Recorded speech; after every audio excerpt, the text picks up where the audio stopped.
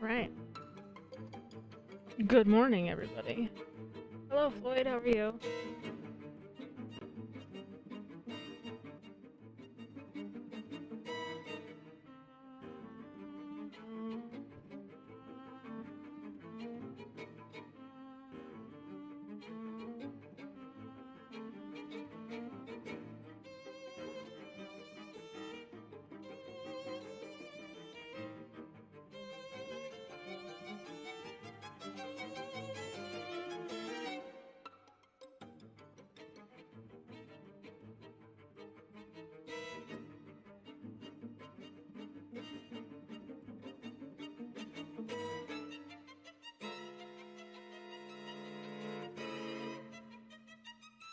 Okay.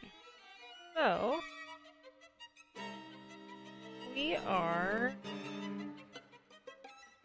currently, this is what we did last week. We did straight hair, wavy hair. We did basically just going through some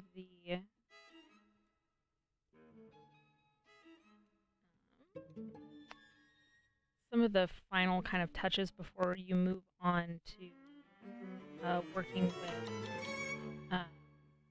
detail work, so finalizing lines and that kind of stuff. So today, what we're going to do is go through, and we're just going to pick a length, and we're going to essentially finish it today.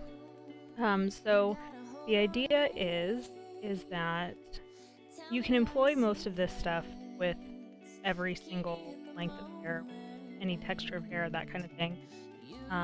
We're going to do just kind of a mid-length because that's what we've been working on most of this whole thing for the past week. Right now, I am pulling up somewhere. I will be able to find it. It's not. Okay, well, not sure where it is. I was going to pull up kind of the list of things we're going to do, but essentially what we're going to do today is we're going to do finalizing lines and color and shading and all of that stuff. Sectioning and kinds of things, because that's really what's going to give it movement and allow you to finish the piece. So this is what we worked on last time. We're going to get rid of these. We're going to work on one head today.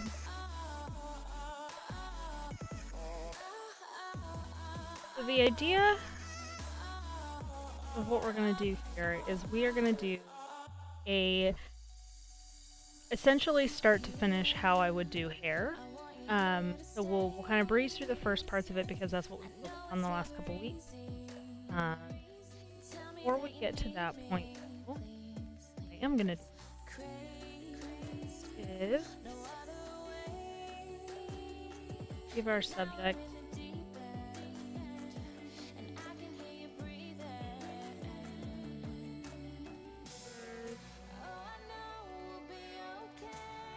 just so the hair has somewhere to go. Maybe if my computer wants to cooperate. I had trouble yesterday when I tried to stream, so I'm really hoping that we do not have the same issues today.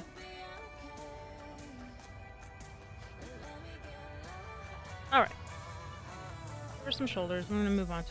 Okay, so what we're going to do is we're going to give her kind of straight-ish wavy hair. So, as we talked about last time, the first thing you want to do is you want to create movement, where you want the hair to go, how long do you want the hair to be. Start off with the basic kind of outline of how you want that to look. I want her to have sort of side swept bangs. Her hair to be falling and bunched up right here.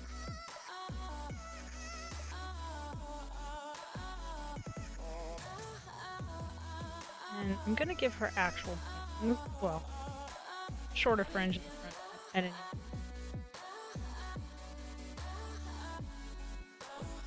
here.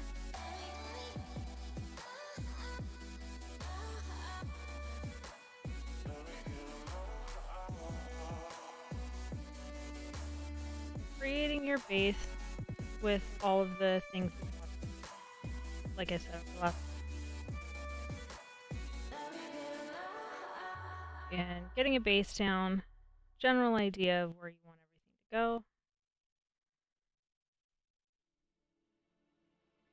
And this can change, obviously. You do not have to keep it like this, and that's where the next step comes in. So utilizing all the things we talked about, making sure that we're paying attention to the movement of the hair, where the hair is bunching, how the hair is getting caught on other things, especially when we're dealing with straight hair. We want to create this base. Now what I'm going to do is reduce the opacity on this. Now, when you're dealing with traditional mediums, and that's something that we'll probably go into a little bit more in depth towards the end, because there are different things that you want to do when you're dealing with traditional mediums. When you're dealing with traditional mediums, this would obviously be a pencil, and you would either be darkening it with another pencil, or you would know where you want the lines to go, and that's where you put down the ink layer, the initial ink.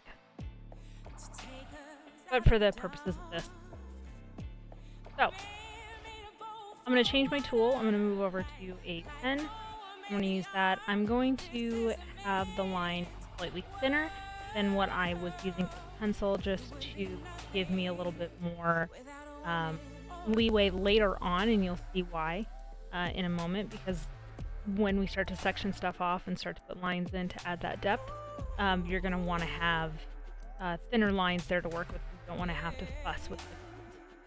So now that we have this, we're going to create another layer. This is where you choose those lines, and we had kind of talked about this before, where you create a bunch of lines and then you go in and you find the lines that you want to use. You create, 20 different lines, and you pick the one that you like. And that's an old school, like, 2D animator technique. Drawing technique in general, but where I learned it was in 2D animation. So that's very helpful for this particular application. So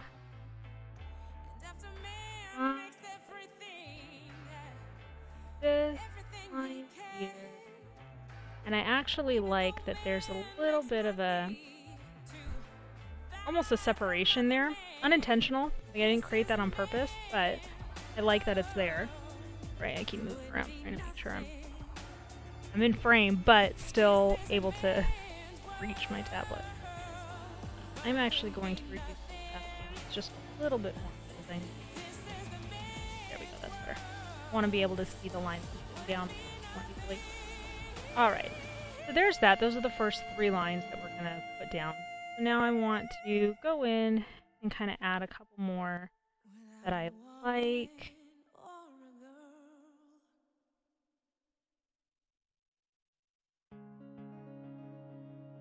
We'll move on to the top of the head, like line. Onto the top of the head where you have the heart.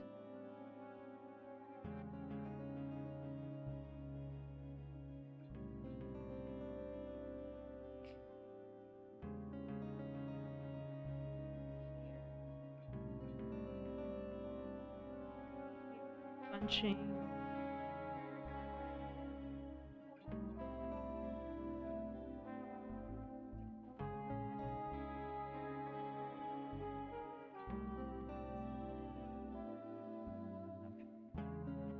That's one side. The next side here. Again, I like to, now you'll find that there are places that you like to start. So some people like to start with the hair that's framing the face and then move on to the back. Some people like to start with the back and then move on to the front.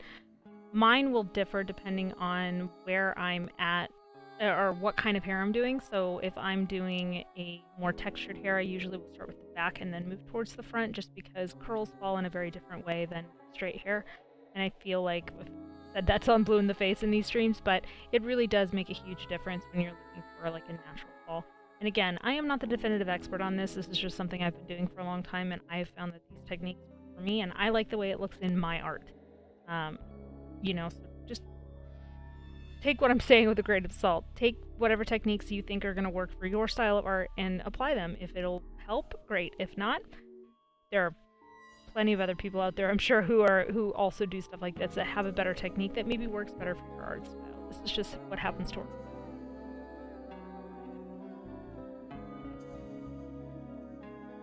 So straight hair, I do like to start with fringe. And that's just because when we're dealing with straight hair, a lot of the interest, we'll call it, tends to be in the front, just because straight hair just kind of falls.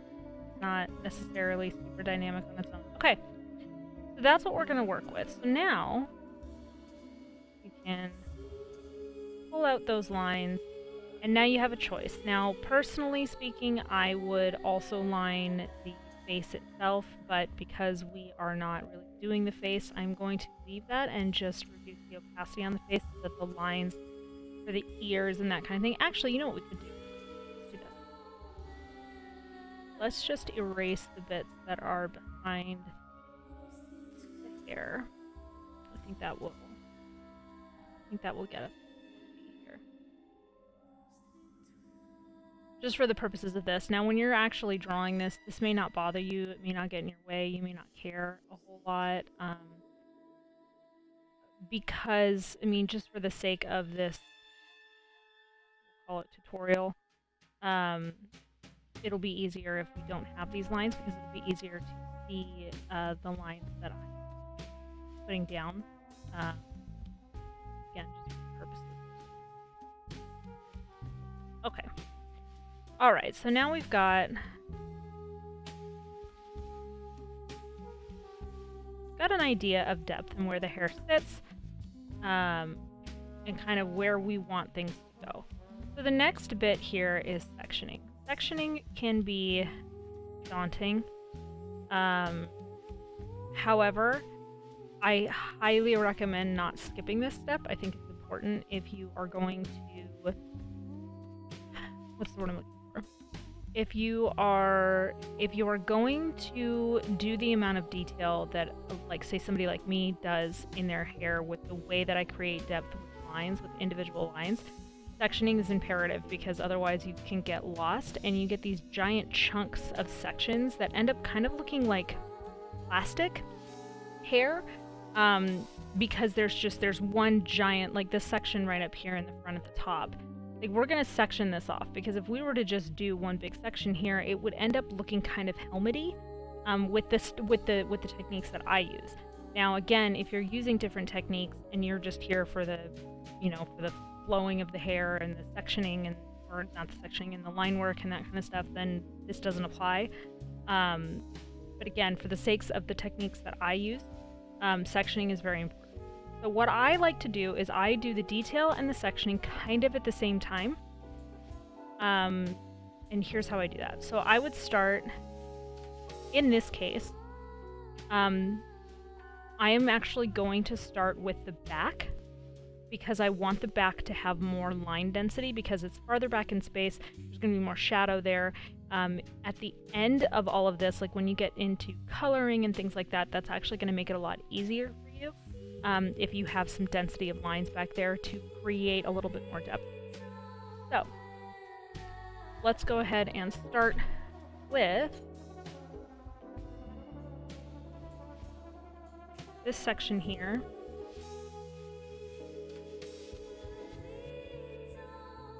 And this section's kind of already done for me. Okay, so what we're working on is we're working on this section here right next to the neck. Okay, so where the shadow is, and essentially what I'm doing, to put it into actual artistic technical terms, I'm just hatching. I'm just creating lots and lots of lines very close together that taper down and are different lengths, like end at different points, in order to create levels and dimension to give the illusion of light and shadow. So, as an example, I want it to be darker in this area. Oh, there's also a lot of cleanup that goes along with this, so if you wanted to, you could do this on a separate layer to make it easier for yourself to clean up later. Depending on the complexity of the hair, I will do that. For the sake of this, I'm not going to. Okay, so we're just doing lots and lots of tiny lines. And I want the light, I'm just going to circle this for the sake of this. I want the light to hit in two places. I want the light to hit here, and I want the light to hit here. And the reason for that is because the hair is kind of bowing out a little bit, bending, and then, you know, gathering again right here at the base of the neck where it's the collarbone. So I'm going to stop that there. I'm going to move on to the next section. I'm going to leave this completely blank, and I'm going to go down farther than you think you need to because the lines are going to move up and down in both directions, right? So you're going to be moving up into this section up here towards the base, and then you're going to be moving down towards the shoulder. So you want to start it kind of in the middle of all of that. Again, I'm going to create those lines, and you need to move in and kind of make those denser. Now that's a little darker than what I would normally do, but again, I want there to be a lot of contrast in this so you can see a better example of what the general idea of this is.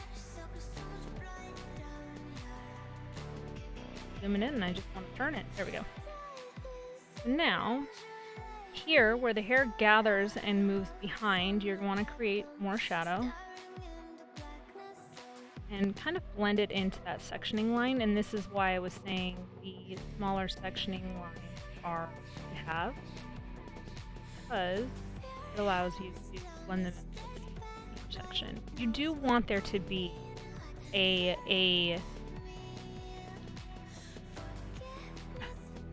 you want there to be a demarcation between the sections, and that goes back to what I was saying initially, where you want it to be you don't want it to look like a helmet. Now there's a piece of this that I'm not super thrilled about, so you can fix it. Erasing where you don't like, going in, creating another section line that basically fixes it. Now again, this is digital art, so it's a lot easier to do what I just did. So if you're doing this traditionally, you might have a little more trouble with that.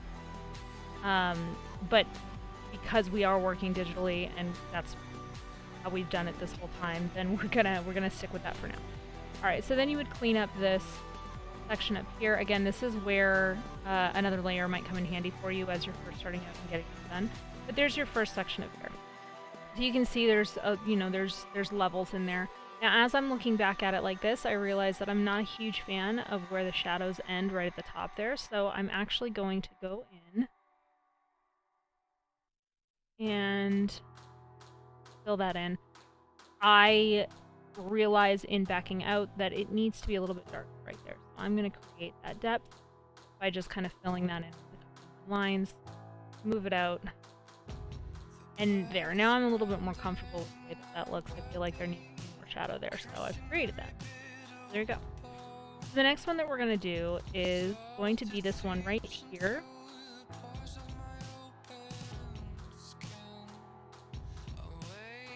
Create a very faint line here. Now, because I've been doing this for a long time, I'm seeing a very specific way that I want this to fall. So I'm going to adjust this section just slightly.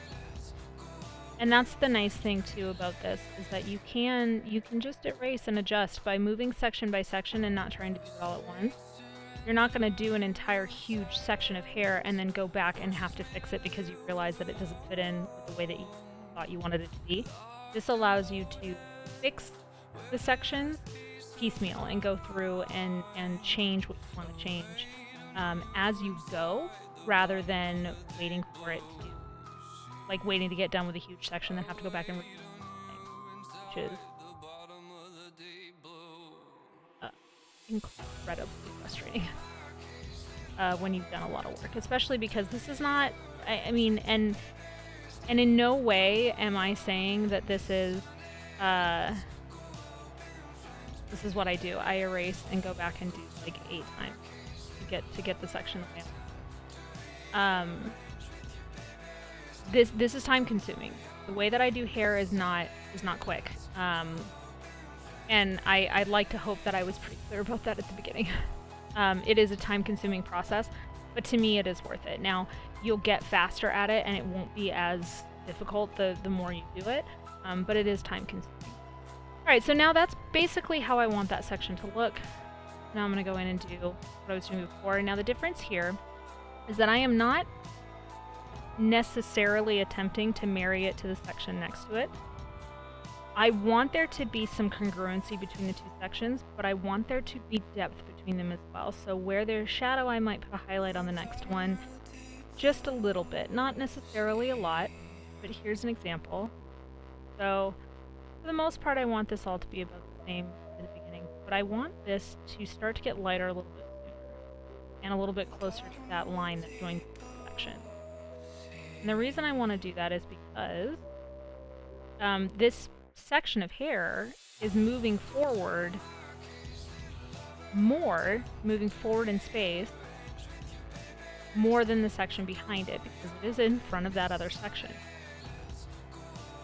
So, and again, I want the highlight to be focused right on the section. I'm going to turn my page a lot. That's the other thing, that don't be afraid to move your canvas around. I move my paper around like crazy. When I was doing traditional art, my paper was just all over the place all the time.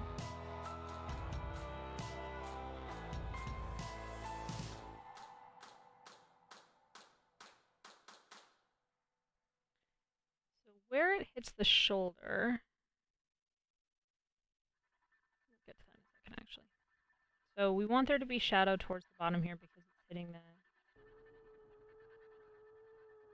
the clothing, so it doesn't have as much light available to it. But what we do want to do is create a small bit of highlight right here where it dips down and then moves back up and around the shoulder.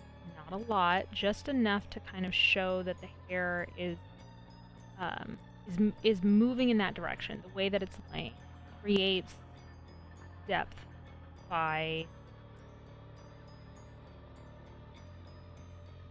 utilizing those denser lines to create shadow.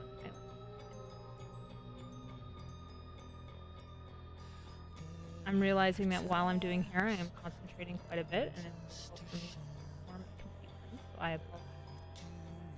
Okay. So I'm happy with that part of the section. Now we're not done with that section just yet, but I do want to take a step back and look at it and make sure that that front looks the way that I want it to. There's a couple little bits that I'd like to change. I'd like to change the angle at which this comes down. So we'll do that real quick. So let's be just slightly more angled. Not like that.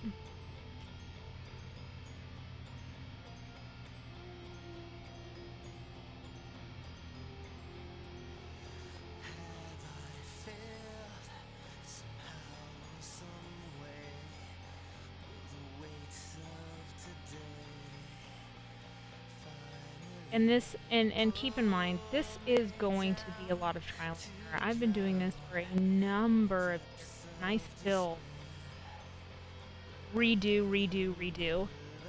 Hello, Wolves Rain, how are you?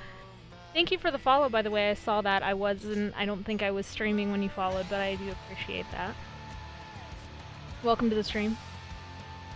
Okay, so now we're going to move on to this back section here that is still part of this one section. Now, what this is the idea is that this is the piece of this section that is now moved back and is also going over the shoulder. This is being moved and displaced by the position of the head, as we talked about in the other two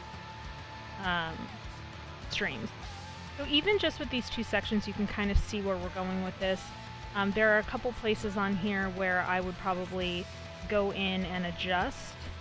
I'll do that now because it's going to bug me if I don't. Here I want to adjust this. Wait, that's better. Anyway. Oh, thank you very much. I do appreciate you being in here. And you're welcome to hang out. We're just going through their basics. This is the last installment of 3. If you wanted to see the other 2, there's a YouTube channel, there's YouTube videos. If you go to my Twitter, I post them whenever they go live, so you can go to the other 2. Okay, so finishing up this section, we are going to keep in mind what I said before, where we have a little bit of differentiating shade patterns, I should say. I guess that's the best way to put it, in order to make sure that you are not losing that sectioning that you have just put in. So that is still part of that section, but there you can, because of the way that the depth is created with those lines, you are still giving it a little bit more depth, while still being a part of that section. So now the other pieces that we see here are going to be pieces that for the most part are just bending with the head, but they are falling for the most part behind the shoulders. So these are going to be fairly simple sections. They're going to be darker towards the top where they are coming from behind the head, and they're going to hit the light in a couple places, but for the most part they're going to be pretty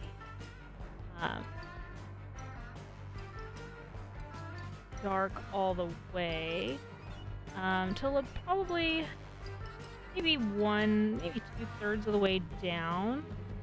It'll be fairly dark, and then as you move down to this section here, it's going to deepen as well. And there's going to be a little bit of light here because it is moving forward in space to an extent with the way that the head is moving. But it's not as dramatic as the pieces that are in front of it. Trying to do this without moving my paper 800 times is a chore, I'm realizing. I'm trying not to. I'm trying to keep it fairly straight on. Okay. So now you can see that again, this is still back in space a little bit. It's not forward with the other pieces. It is moving forward a little bit, but not a ton. There's less highlights there. And then you're going to repeat that process through this back sectioning here. I'm going to go ahead and do the next 2 sections, and then we'll come back and move on to the next one. But I will do that. While I'm doing that, does anybody have questions? Talking for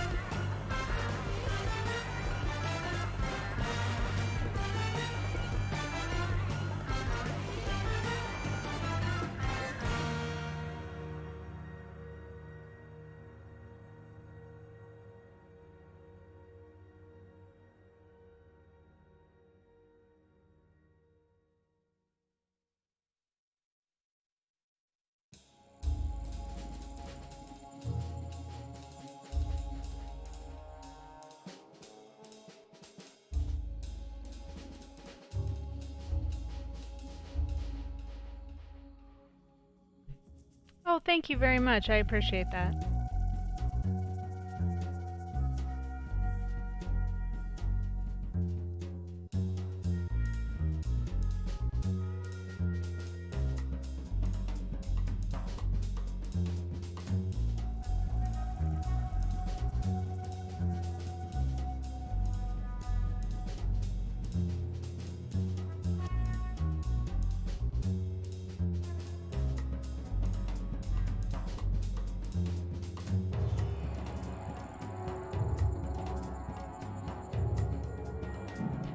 See, and as you can see, I'm already changing the sectioning just this smidge, because as I'm looking at each section, as I move to one section,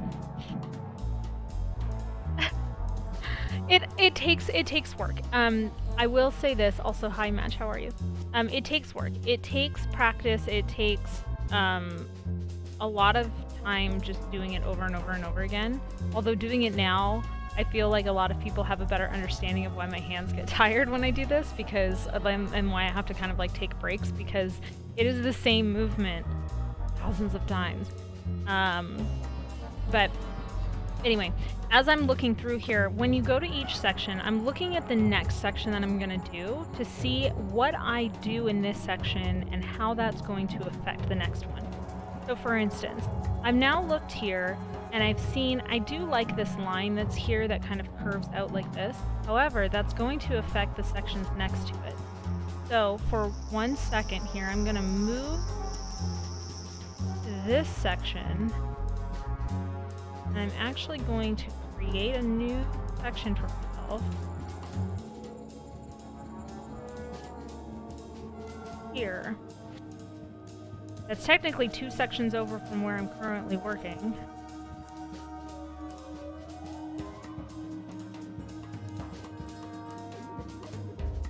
And I'm now going to create that section, because in looking at these, I realized that I really like the way that that's going to turn out. Like I'm in my head, I see that turning out really well. It's also going to help to add some dimension back into this. Hey Wizard, how's it going? Welcome. But this is going to help and create, again, it's going to help to create that that depth. And that's something that I didn't see until I started putting these sections down and started, you know, putting in the shadows and the highlights with the lines and that kind of thing. So, okay, I'm gonna go back. I took my break there for a second. I'm gonna go back and start working on these. I'm gonna finish these 2 sections up that are right next to the banks, next to that section I just created, and then we'll go in and talk about kind of how to you know, keep going through the sections. In the meantime, does anybody have any questions? How's your day? My day's going really well. Thank you. How's yours?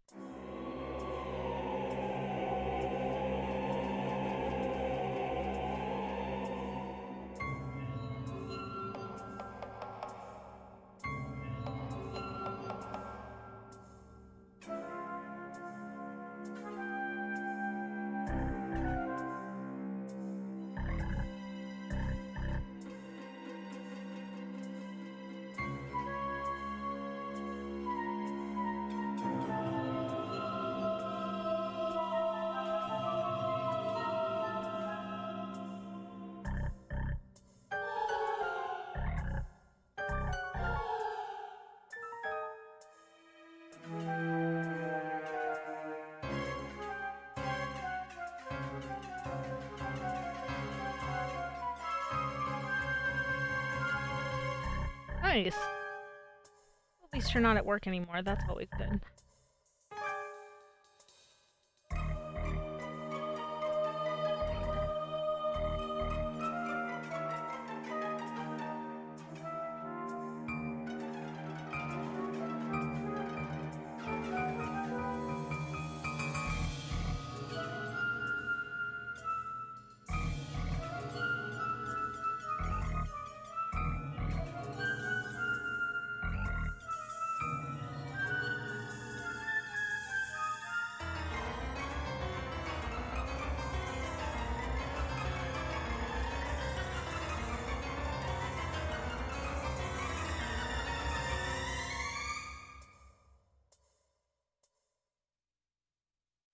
Oh Lord, what have I done? I've fallen in love with a man on the run. Oh Lord, I'm begging you, please, don't take that sinner from me. Oh, okay, so I want to point out here, I have created a section as I was going through of this piece back here, and the reason I've done that is because I created this section in the front that wasn't there before.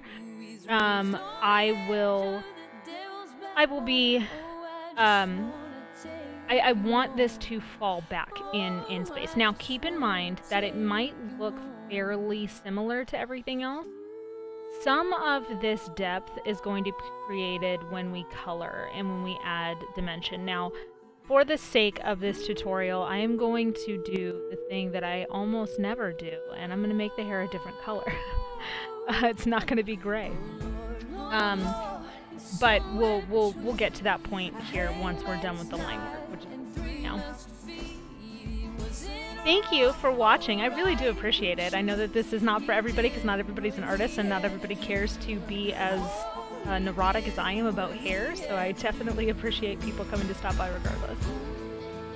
Okay, but I want this to be deeper, so I wanted to create this section here because I do want a little bit of attention back there, but not a lot, and mostly what I want that there for is to show that the hair has color. I don't want it to be, dark lines. Now, once we get to the color portion of it, we may still end up having a little bit of that kind of bleed-through of the dark lines and the dark colors. But we won't really know what that's going to look like until we get to that point. You can always add additional lines to this. So having less lines at the beginning is not always a bad thing because you can go in and add more later. Taking them away is a little bit more of a chore. Is it impossible? Absolutely not. But it is more of a chore. Again, this is one of those times where if you are just starting out with this technique, it might be good to open a separate layer for this one, like just create a separate layer to give yourself a little bit of I guess leeway to make corrections. Okay, because all I'm doing is I know where my lines are, so I'm just going through and adjusting the lines afterwards and putting them back in because those are the lines for the Okay, so now we're done with those main sections in the back. You can kind of see where the depth is coming from now. You can see that the hair is falling over the shoulder. You can see that it's, kind of moving in a way that matches the movement of her head. It's bending back in space here where it's wrapping around her face and then starting to kind of bow out here because she's moving her head and the hair is bunching and moving. So this helps to create that initial dimension. So now, as we move into the next section, what I will likely do is go up to the top and work my way down. I like to work with the back pieces first when I'm dealing with fringe because it gives me a better idea of how I want the highlights to sit on the fringe, or bangs. So again, this is all going to come down to how you work best with this technique. This is just how I have found it to work best. So now what I'm going to do is go to the top of the head and work down. So let's go ahead and start with this fringe. So I want the fringe to be this section here. And these are just rough guidelines. I may use these, I may not use these. But again, these are just rough ideas of how the hair is going to lay, where the originating point is for each piece of hair, each section of hair, but this is going to be a general idea of where I'm going to put those things. I sketch them out very lightly because with the amount of lines we're putting in this hair, the chances are you're not going to see those lines anyway, but if you wanted to, it's going to be kind of erase those. And adjust them if you need to. Turn the music back down now that we're talking again. Okay, so start with this front piece. So the front piece, this area here is a convex surface, or convex surface. This is concave here, and then it's going to kind of go concave in a different way, concave, convex. You can kind of see what's going on with this.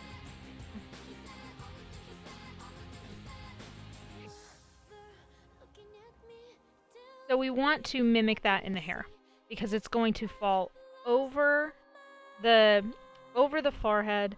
It's going to dip in around the bridge of the nose and into the eye socket and then move again out over the cheek. It's not going to be a dramatic movement where it's like it's going to go over and then under and then under and then over. It's not going to do that. That's unnatural. What you want to do is just create the illusion of there being a three-dimensional surface that it's sitting on top of. So That's what we're going to try to mimic here. So we know that this piece, this section that we're working on now, it's almost always going to be darker at the root. So that's the other thing that you want to remember. It's almost always going to be darker at the root, even with blonde or white hair. I mean, how many drow do I draw? Even with white or blonde hair, it's still going to be darker at the root. My hair is a really good example. My hair is darker at the root, and my hair is platinum blonde. So, and it's because there's shadow there. It's sitting against the skin. There might be a small bit of regrowth there, but there is more shadow that collects right here because all of the hair is sitting on top of where your roots are. So that stands to reason then that the roots are going to be darker. Now, are they going to be black? No, not necessarily. Mine aren't. They're just a darker blonde, but it's still darker than the rest of the hair. So just keep that in mind when you're starting from wherever, if you're starting from the root area and not just a section, keep that in mind. That's almost always going to be darker. Not almost. It is always going to be darker. And it's going to move out here where it sits across the forehead. And it'll probably deepen up right around here. A little bit. Not a lot, but a little bit.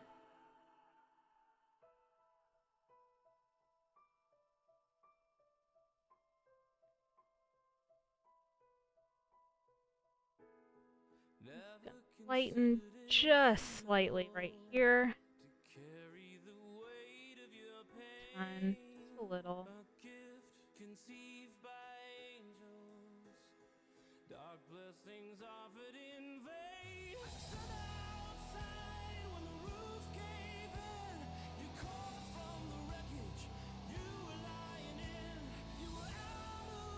Okay, well, we're not doing anime here.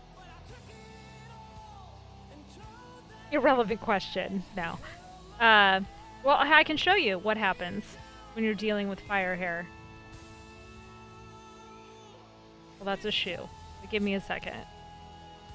There's hair in here somewhere.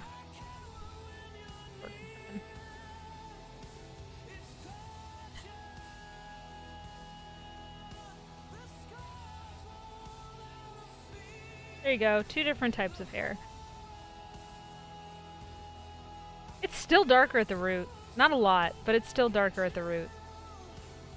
And then, of course, Jareth's hair, which is my normal white, silvery blonde. This is our end goal, friends. Which, by the way, while we're doing this, and I'm taking a small break to have some coffee, think about what color you want the hair to be. Get some votes in there.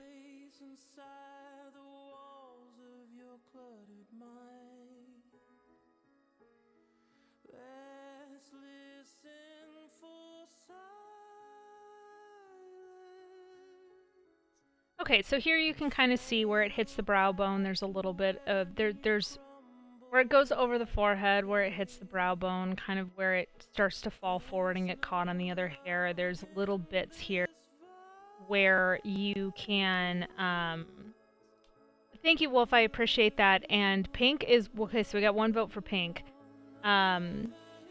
This hair would look really cool pink, I think. We do like a, okay, I'm getting ahead of myself. Trying to teach here, getting me excited for the color. So what we want to do is we want to try to mimic that a little bit in the next pieces. Now, if you notice here, there's a weird kind of, what is going on with my program? It's killing me. You notice there's like a weird like little dip here. I did that on purpose because in my brain I saw where I wanted this to go. So I apologize in advance for that, but I wanted to create a little bit more depth because I wanted to show you an example of this. So, when you're dealing with fringe, a lot of times it begins to fall and turn in a way. Again, I'm a bad example because I have very short hair that I style in a faux hawk every day, so I say every day. I style it once and then I leave it there for like 5 days and then next time I wash it I style it again. Okay. So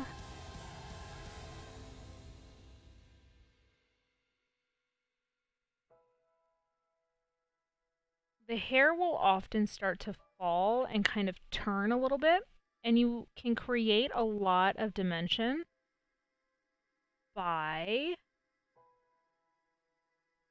kind of illustrating those turns a little bit in the hair when it starts to kind of move and turn and kind of wrap around itself a little bit. All right, so we got 2 votes for pink. So we'll go with pink once we get there. All right, so now we're gonna just do this section real quick. Again, keep in mind the section that is directly next to it that is completed, and the one on the other side if there is one, and how you think what you're doing might affect that.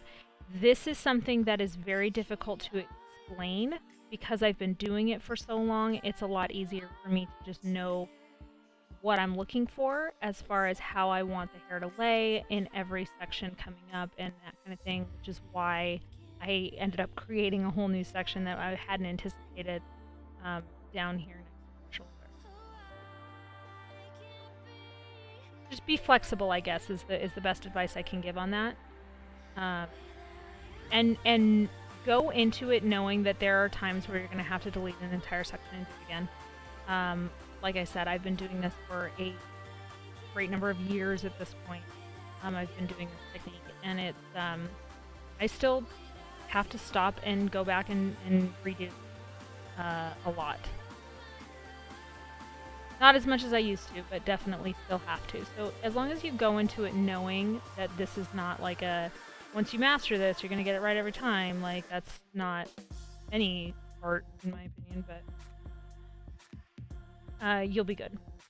And you'll be able to have patience. And I think that's the biggest part of this is you need to have patience to do this. You need to give yourself a little bit of grace and know that it's not going to be done very quickly. Alright, so this is a very subtle thing, but to me I can see the difference. You want to make sure that the highlights that you're putting here are opposite of what they're sitting in front of. They don't have to be straight opposite where it's like, oh, it's light here and it's dark here and it's light here. No, but you want to create an illusion that this is farther up in space, and sometimes that can mean going back in and darkening up this little join here. Not a lot, just a little, enough to kind of illustrate that this is this piece here, this piece of this fringe is sitting in front of the other hair. Again, this is something that we will achieve more when we go into put in color. Finish up this bottom section real quick.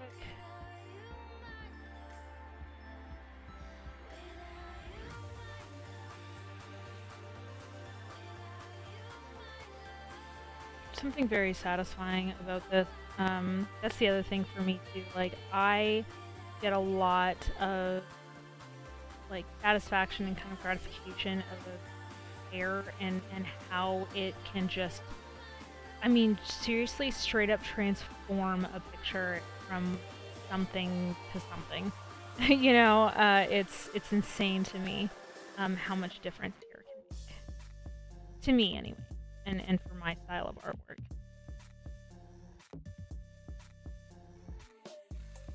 Alright, so there's a little bit of part of the fringe, and I'll go back up and finish this section, but I wanted to finish this bottom section.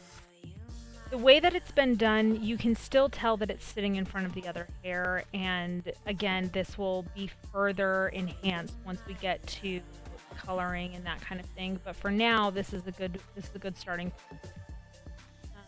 Let's go ahead and move in and finish this up. While I'm doing that, does anybody have any questions that aren't about fire hair?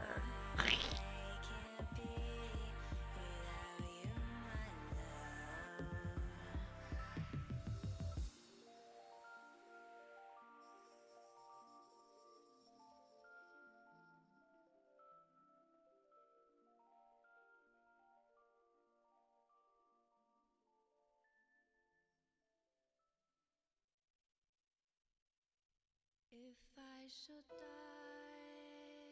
this very moment, I wouldn't fear, for I've never known completeness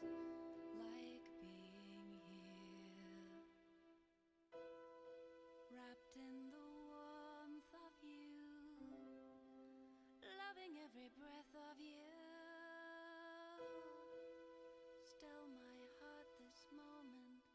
Oh, it might burst.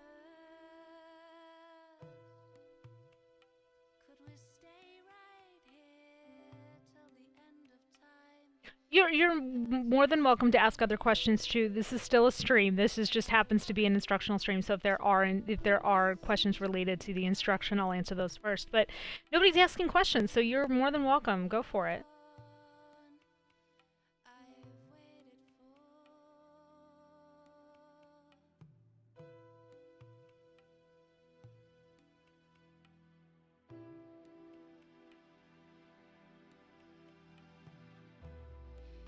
All this time I've loved you and never known your face. All this time I've missed you and searched this human race. Here is true peace. Here my heart knows calm, safe in your soul, bathed in your sighs. Wanna stay right here. Oh, okay. Yeah, you are more than welcome to ask about makeup. I love makeup a whole lot. Today I am very plain, but usually my looks are pretty intense. That interview makeup was pretty subtle in comparison to what I usually would do. Today is probably the most subtle, but that's just because I have my glasses on. You wouldn't be able to see my makeup even if. Uh-oh.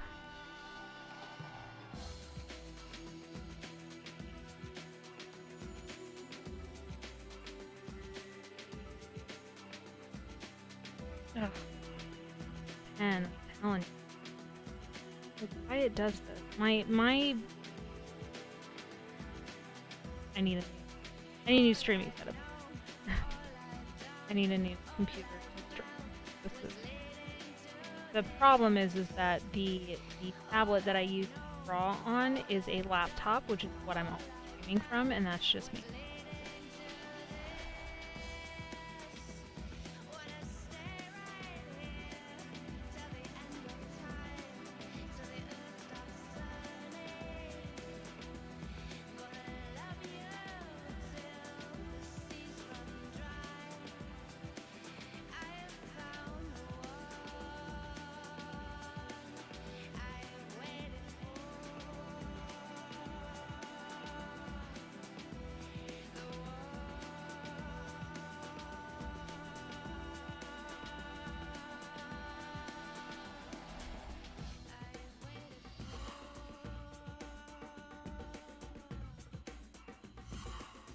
Cleaning up top lines, always have to do this and keep them in position and try to get it. What do you mean by top lines? You mean like your eyeliner?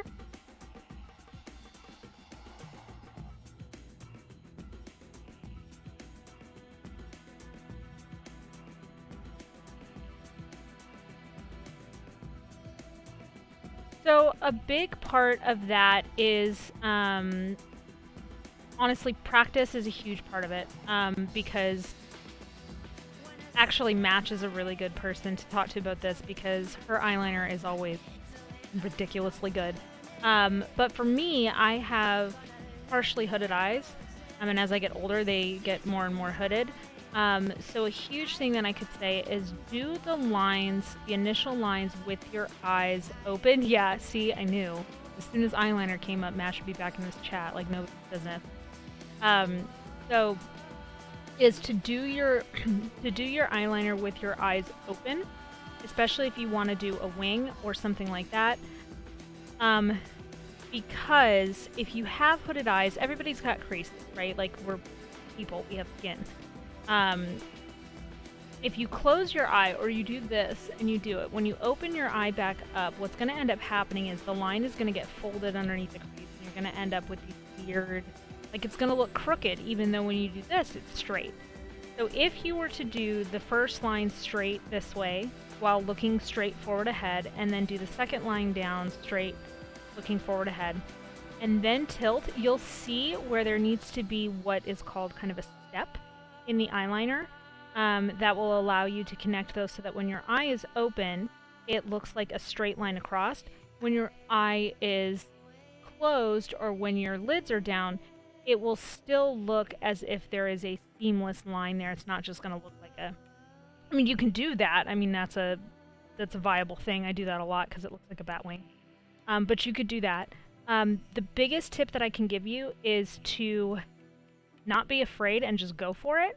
So when you do the line, don't start your line from out on the outside and then go to the corner of your eye. You want to start from the corner of your eye and go up. And the reason for that is because when you do it like this, one, you get all the product here, right? So the thicker part of the line is up here rather than being down here. So that's one of the reasons. The other reason is because a lot of times you have to go back and you're going to want to fix it. The chances that you're going to hit that line exactly where you want it to be a second time or a third time are pretty much non-existent. You have more of a chance to follow the corner of your eye and hit it right there and get it correctly if you use the same stroke out rather than in. So that's a big part of it. The other thing is try different kinds of liquid liner. So try different tips. Try brush tips. Try. I personally really like brush tip liners. I'm actually one of the reasons I was so stoked to see that Kat Von D had sold her company over to Kendo was because the brush on that liquid liner is incredibly good. But yes, it depends on your eye shape. Yeah, see, and that was where I was going with that. The other thing that you could do is you can use like a pot liner or gel liner and use a brush. Gel liner, in my opinion, is a little bit more forgiving. It's a little bit thicker. It doesn't dry as quickly when you're using it. So you have a little bit more time to maneuver the product and get that really crisp line that you're looking for. It really comes down to practice on your eye shape with your eye open. Regardless of your eye shape, make sure you are looking straight ahead and you're not looking down or looking up or anything like that. You want to be looking straight ahead.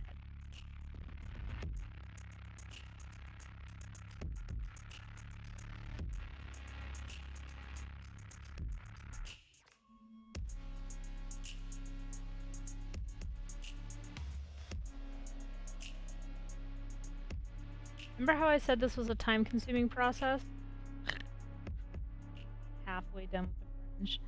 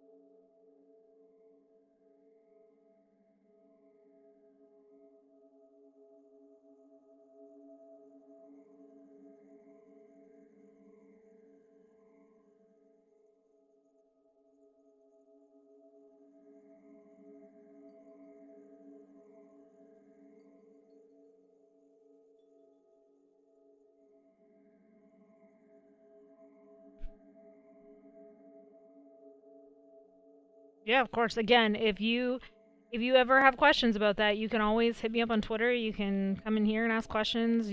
Match is also, like I said, incredible at makeup, so she can always give you tips also.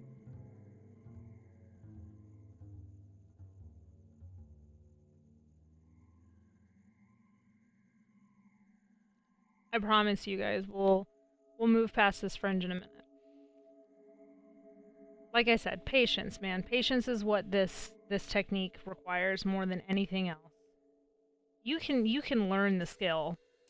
Like you can teach yourself how to do this with practice, but you have got to go into it knowing that it is going to take a while to do.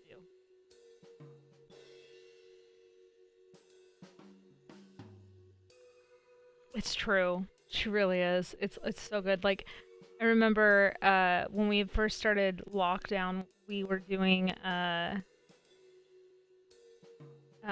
like giving each other ideas for makeup looks. And I remember one of them, she was like, "You should do a giant Caitlyn wing," and I'm like, "I don't have the real estate that you have. Also, I have hooded eyes, and it does those kinds of wings do not work on me.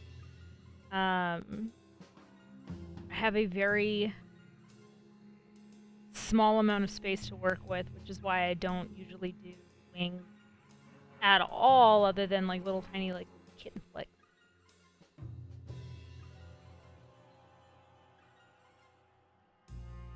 I did do a pretty decent wing the other day with shadow, but there was no shadow really. It was all just the wing that I had created with the shadow. Because I gotta pick. I either get a wing or I get shadow. can't have both. No, I really don't. Like that, and that's something that I get a little frustrated, I think, with people. And saying like, "Oh, you can do whatever you want to do," and it's like, I mean, you can, but like, people's face shapes are different. So, you know, there are makeup artists out there who will say it's like anybody can do this, and it's like, well, anybody can't. It's not going to look the way it looks on you the same way it looks on me because my face shape is different, my eye shape is different, I don't have as much space between my lash and my brow. I don't have as much space between the corner of my eye and my hairline. Like, I don't have as much space. So it's not going to look the same way that someone else looks without erasing my brows and moving them up to give myself more real estate, or, you know, whatever the case is. And at that point, I'm just doing drag makeup. So, not that there's a problem with that.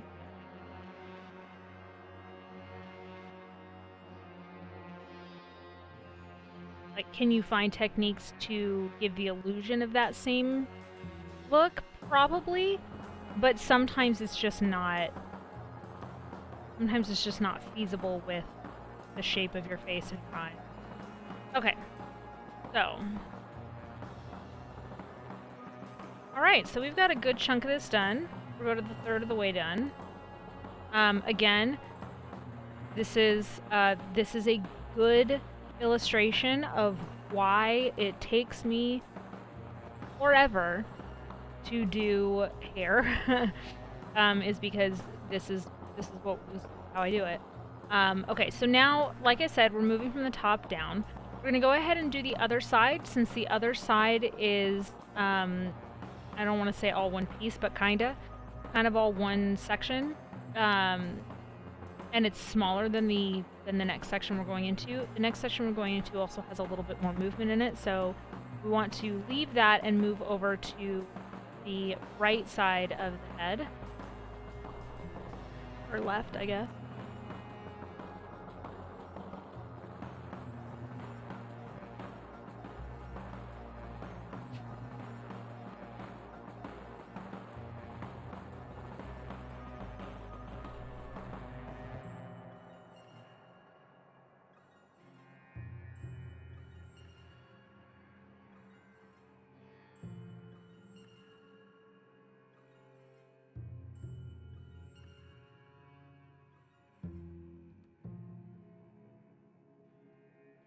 And again, we're going to start from the top.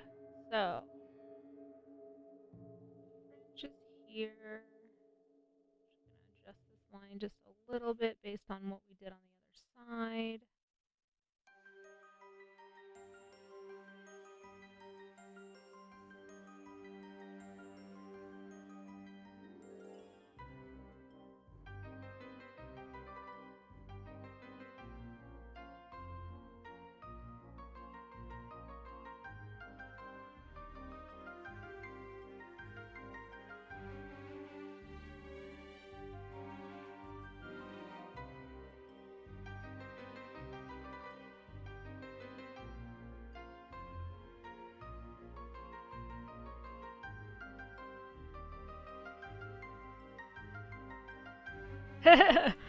That's actually something that I have also been struggling with. I use in Clip Studio Paint, it's called G Pen, and I don't know what the equivalent of that would be in Procreate or Photoshop. I don't know what you use Procreate, yeah. I don't know what the equivalent of that would be. But I use a pen tool rather than a brush, and I don't know if Procreate differentiates between those things, or if they're all considered brushes, and just some brushes stuff differently. Then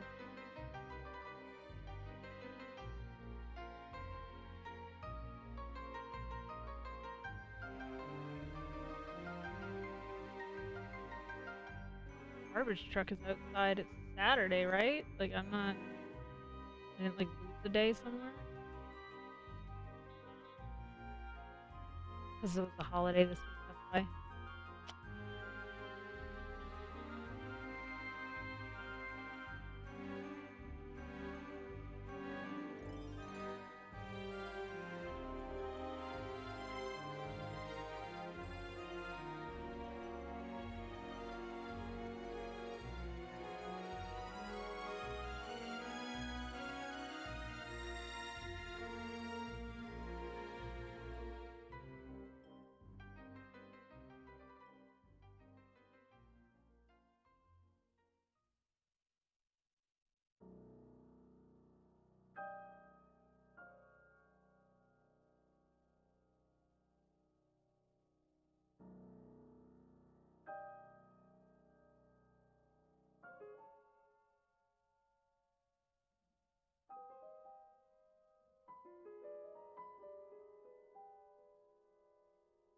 Have something like that, but they don't give me the pressure lift I want for this. Yeah, like I said, it took me a while to narrow down which one I liked. I even played with like some brush settings to see if I could like change the settings a little bit.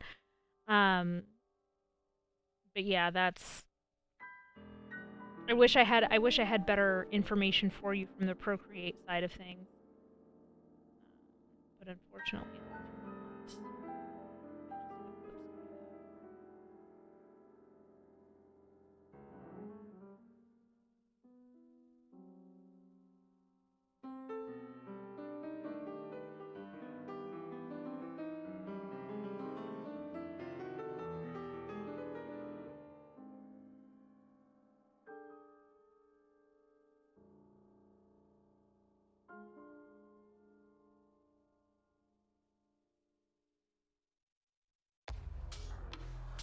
Trying to make a camera overlay while watching this and getting wing work talk and art info. Good. My overlay was there's a streamer that I watch. His name is Ga. If I can. I don't know how to do that. Can you tag someone who's not in chat? No. Huh.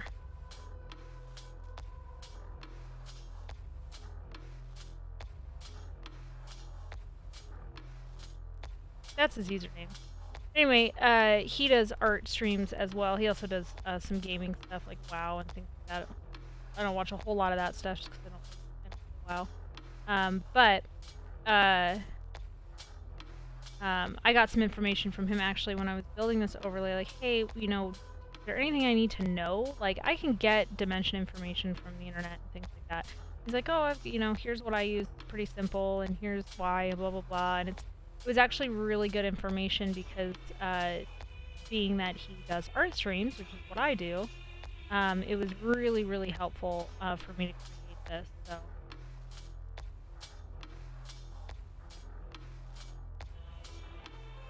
And this overlay is actually fairly new. Technically I just finished it last week because I finished the logo, the Den of Spiders logo. Which, fun fact, if you like Dungeons and Dragons, talk about that a lot here when we're not specifically talking about art. But we have an actual play D&D podcast called Arcane Archives, and one of the characters, my character Kiri, leads a special task force, and they have these medallions, and that spider on the left hand side is actually the symbol that is on them.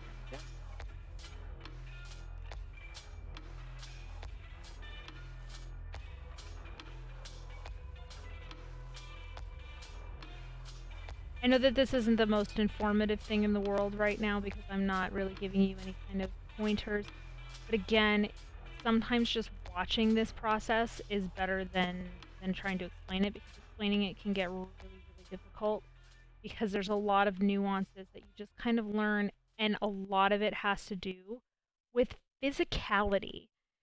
So physicality, and when I say that, I mean like how your hand moves when you draw. Because my hand is going to move differently than your hand or anybody else's, and a lot of that is because I don't have as much dexterity in my hands. My hands are garbage. So the way that I do it and the way that I have to compensate for those shortcomings in my hand, and as it gets worse as I get older, I have to make more and more accommodations for that, but it's going to be different. So it's really just seeing the process of how the lines go down, the density of the lines, how they taper and that kind of thing, following the movement of the sections and that kind of thing is really what is helpful, and really that can only be illustrated, quite literally drawn out as you're watching it. Yeah, D&D, that's actually why this channel is what it is, Den of Spiders, is because I draw drow pretty much all the time. So... The picture that I just had up with, this is actually one of my drow characters, Jareth, and then this is actually Match's character. She is a blue fire genasi named Sapphire.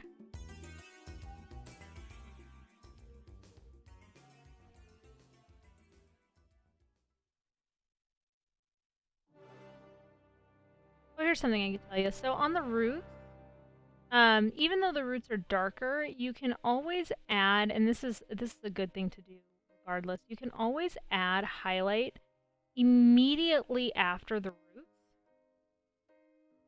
Darken that area right there.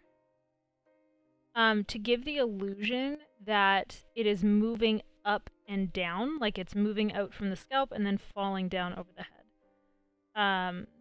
That's a really good way to create some depth right there. Just a really small little area of highlight.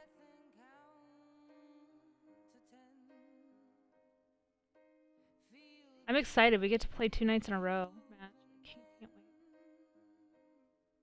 And with John's new character, oh my god. He's gonna be Sapphire's new friend. Yes, Fire Genasi. Sapphire is an absolutely phenomenal character. You don't need to do what I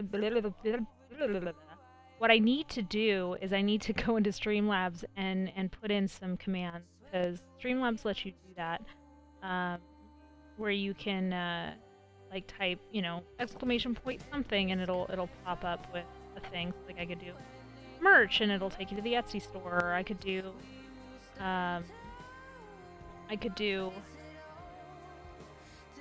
podcast, and it'll pull up the podcast link. But if you do like D&D, you like listening to podcasts, or you're, you know, in the market to listen to some podcasts, okay, we have to think of what that would do, but we should make one for each character in the podcast. OBS might have that option as well. I just don't know how to do it, but I think that Streamlabs is the one that kind of originated with that stuff, and it's like built into Streamlabs. I will be honest and say that I haven't gotten that far with it yet, because I wanted to get at least just the overlay and the general setup of this done before I started these instructional streams, and I wasn't even able to do that much. I didn't have this all set up until last week, which was the second stream. Alright, we're looking good so far. We've got 2 more major sections to go. We have this little back piece here. on the right side, and then we have the rest of the hair on the left side of the head. So we are getting there.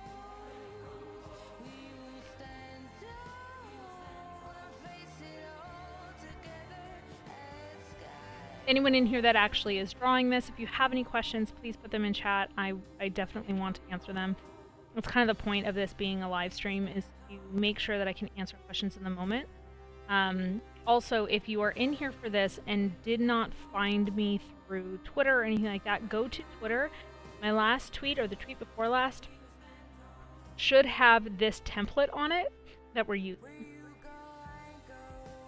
So there should be a PNG in there that you can download and draw on if you want to follow along with what we're doing. Now, if you've come in late and want to, or if you haven't seen the other two streams that kind of go over the basics starting, like sketching the hair, how the hair moves, different textures of hair and how they move and how they fall and that kind of thing. If you go to the YouTube channel, Den of Spiders, you'll be able to find those two streams up already. They're, I think, 2.5 hours and 1.5 hours respectively. Once we're done with this whole thing, what I'd like to do is edit them down into one video that you can then go and watch the whole thing if you wanted to. But right now they are split into.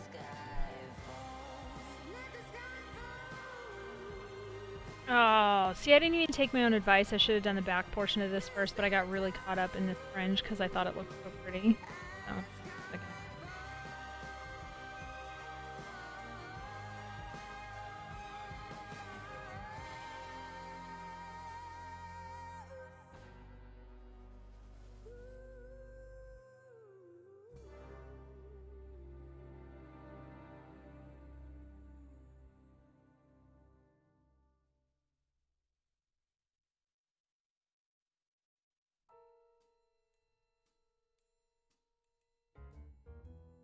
This is why you do this first, kids. You don't get caught up talking. Pay attention. Goes for the teacher, apparently, too. Not perfect, but...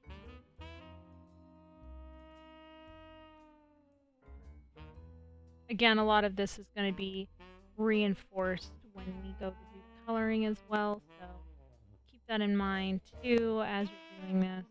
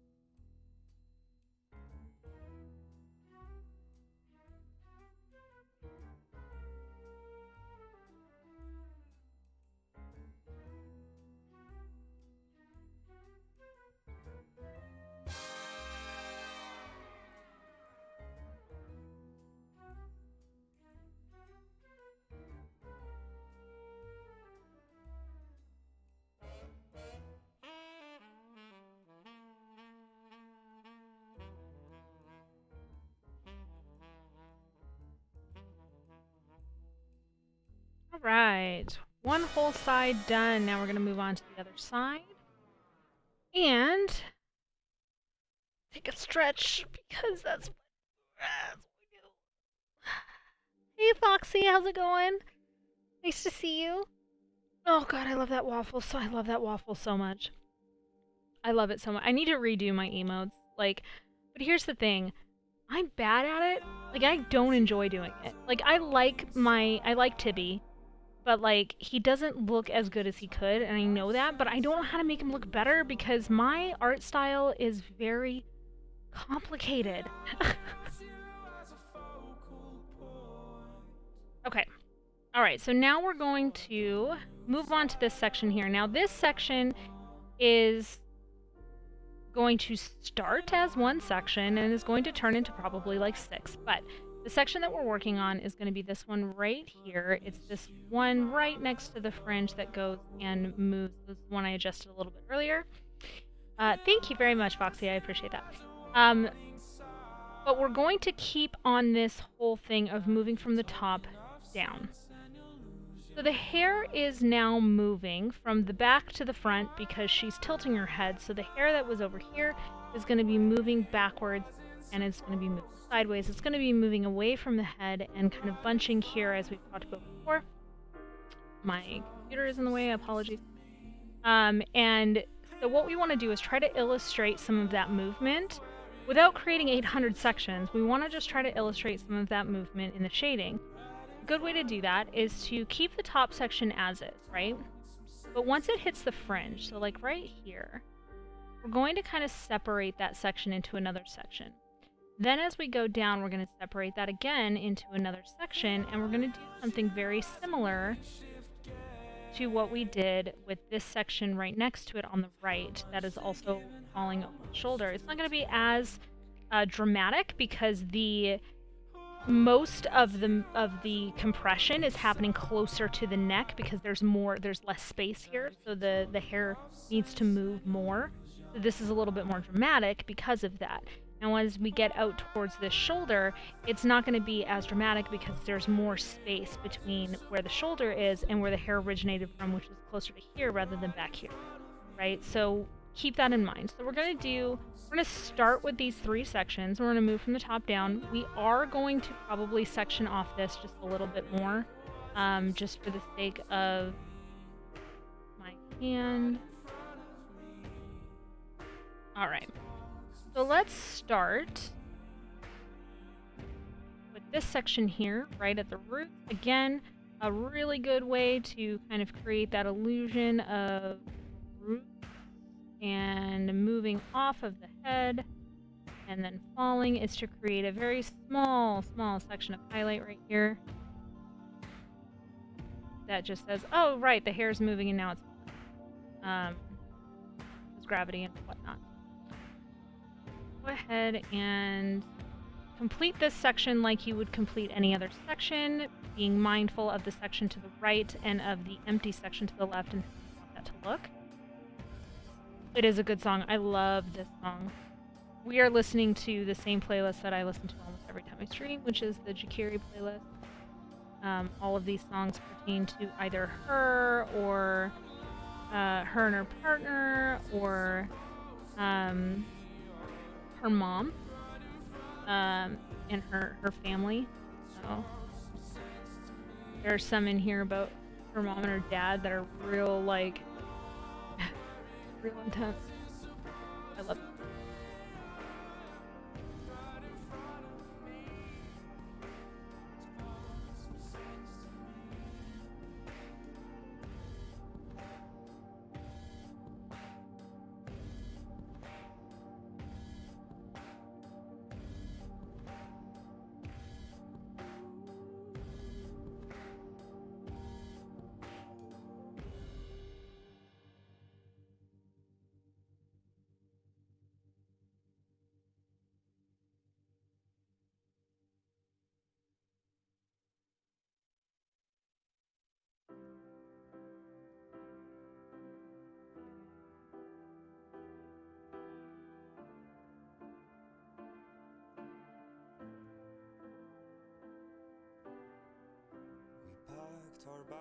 Alright, so there's that top small section. Now we're going to move into this one where it starts to move again. And one of my favorite ways to kind of create that fold in the hair is to create a very harsh highlight right there. Just right there. Say, okay, the hair is actually folding over in that spot. and then moving down from there and then softening the shadows from there, but kind of leaving that harsh highlight. The sea was rough and felt not known, escaping shores of lunacy. Dawn light, twilight, infinity. Can we keep our bearings straight? Or will we be blown off course? Are we instruments of fate? Or do we really have a choice?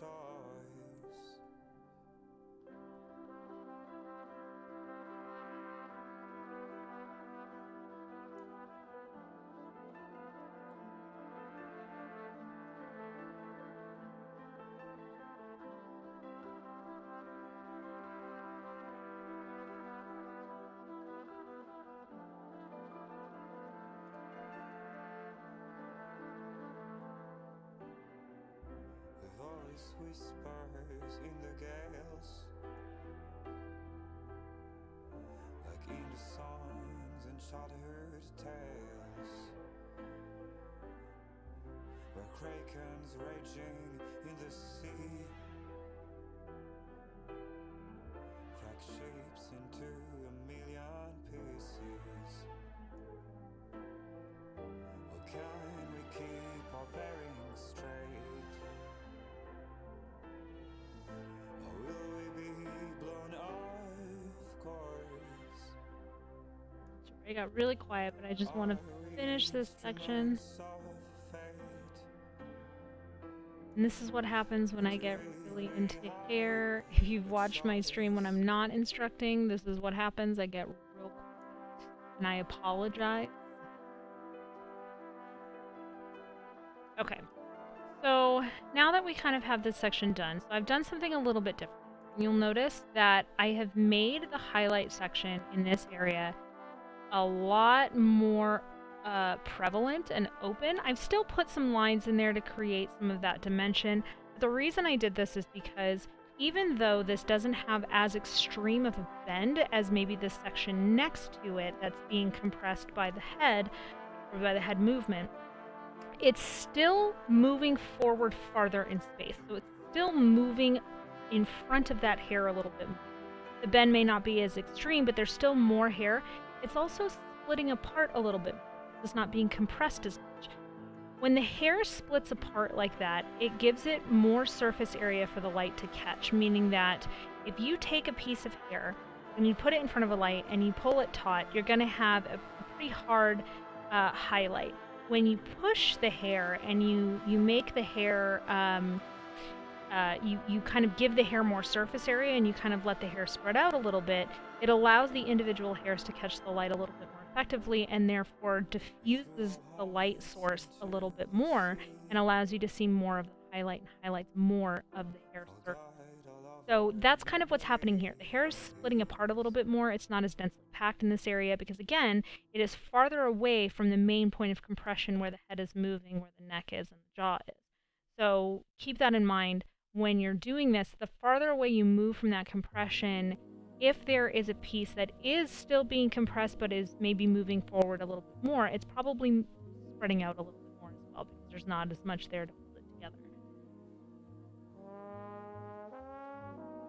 Okay, we'll finish up this section by going up to the top and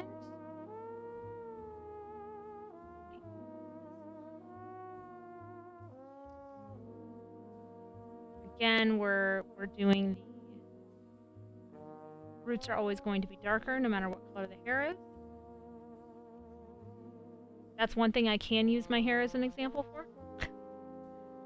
My very, very blonde hair. Still looks darker at the roots. Now, part of that is because I got this, you know, I dyed my hair a few months ago at this point, so there's a little bit of regrowth there. Not a lot, though.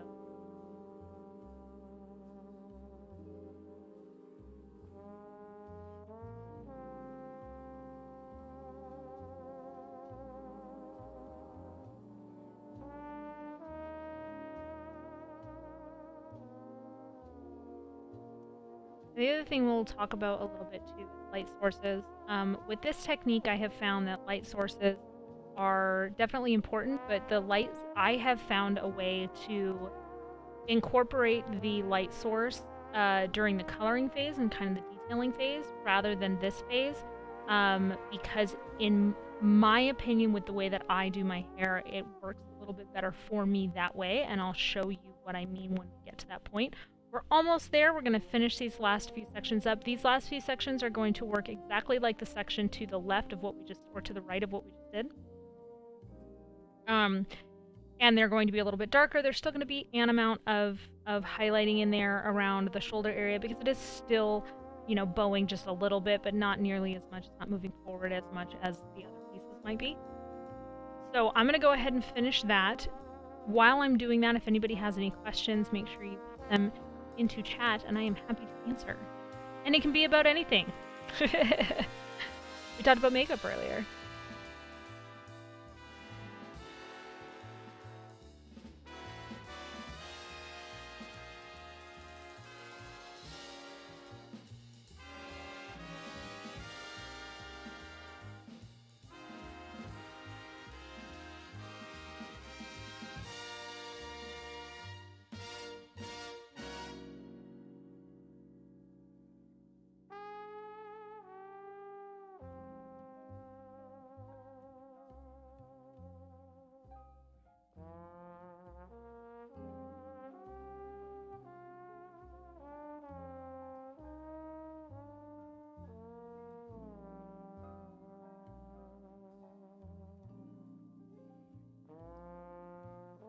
That's it? Okay. Yeah. It took me a little bit to get Streamlabs to work. So if it doesn't work, there are some, look online, you'll find some troubleshooting stuff. There's some updates that you might have to do to your system depending on what operating system you're using and that kind of stuff. So just look up that stuff, and once I did all of that, it started to work. It's a little bit cumbersome to have to go into a lot of that stuff, but I will say that so far it has been, like, once I actually got it to work the way I needed it to, it has been excellent. My computer is the problem, not like any of the issues that I have are not.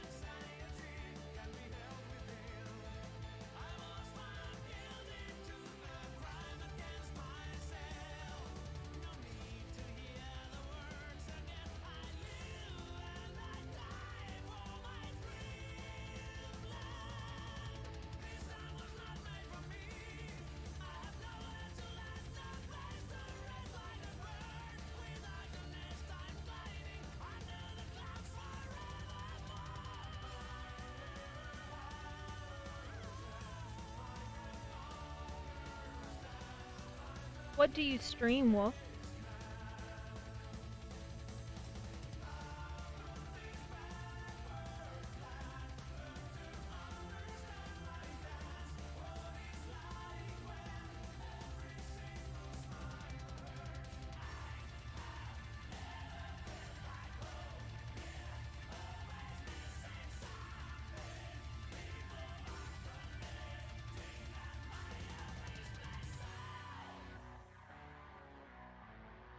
Nice.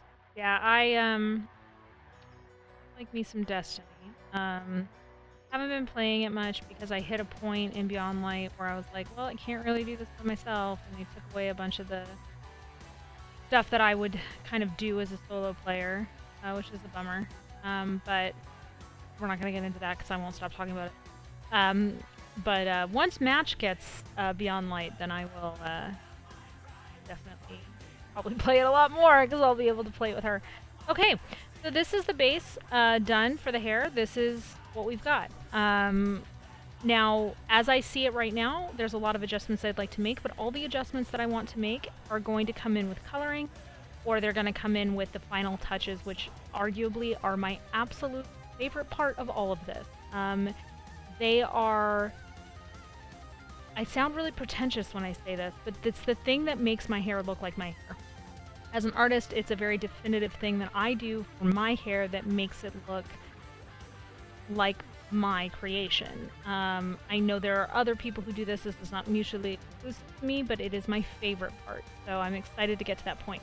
Before we do that, though, I want to take a break because this does hurt my hand quite a bit to do this.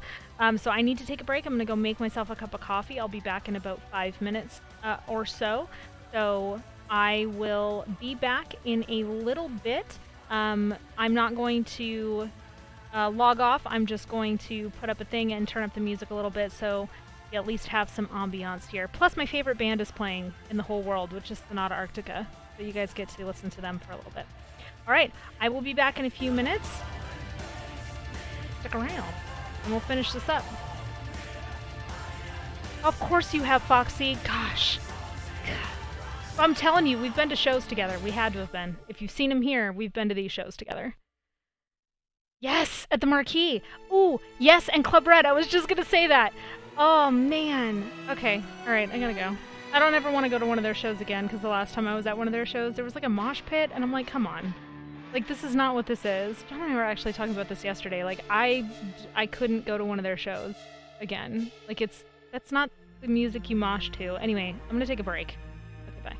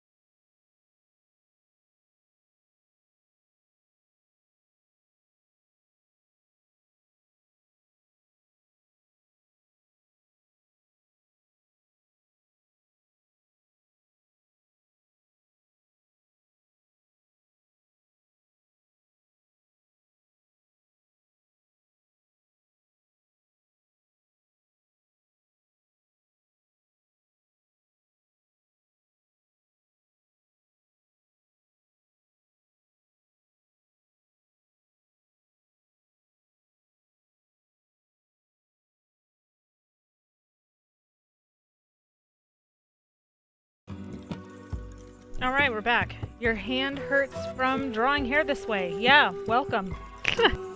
It's not great. It is not an easy way to do hair. But if you are looking for this kind of definition, this is the way that I have found to do it.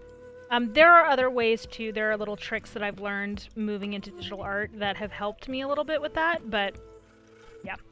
Okay, so now we are on to color. All right.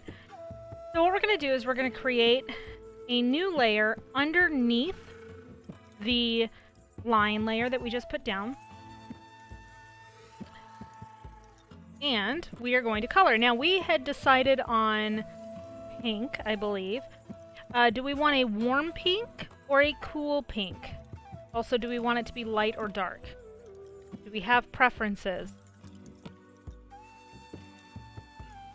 Or a mix? That too.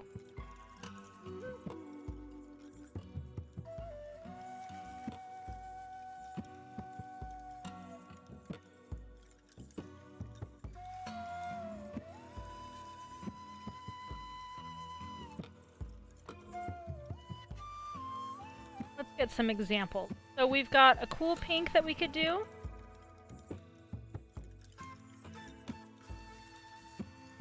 Cooler pink. We could do a warmer pink. We could also do more of like a corally color.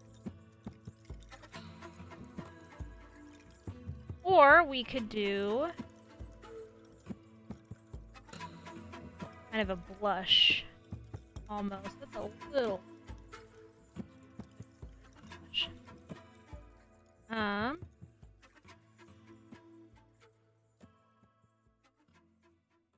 We could also just do hot magenta.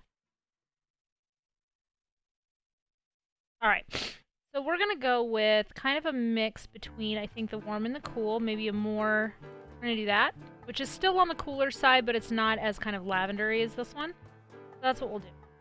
Alright, we're gonna do that pink. It's not gonna look that pink. When all is said and done, there are gonna be varying colors in there. But here's what we're gonna do. So, I think, this technique drives some people nuts. I don't actually care. I'm gonna do it anyway. So what I do is I color in all of the hair, and then I go in and I erase the sections I don't need. So...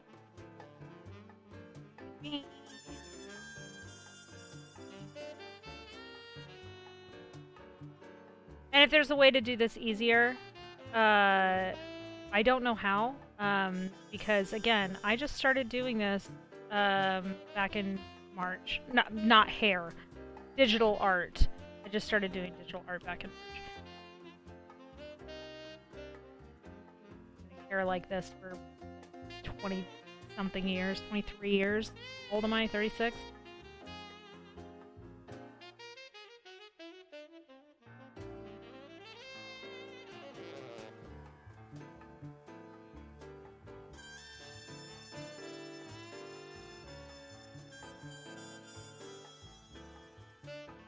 And I go in and I clean up against the lines. This also ensures that there are no holes, because when we're done with all of this, if there is a hole anywhere in the way that this is colored or lined or anything like that, it honestly it's incredibly obvious. So it's one of the reasons I do it this way, because it helps me to ensure that I have gotten every single piece that I need to get filled. It just, for me, it's a little bit more precise. Again, if there's a better way to do it, I don't know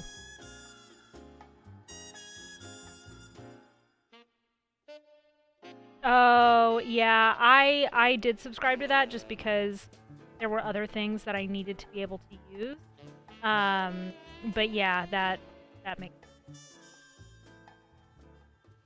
The other thing that this kind of coloring, the way that I'm doing this now, the other thing that this will do for me is if there is a part that maybe looks off in some way, this will highlight that for me and give me a better understanding of, like, maybe a part that I want to adjust on the line work side, and I can adjust it in the moment as I'm going through and kind of erasing some of these lines.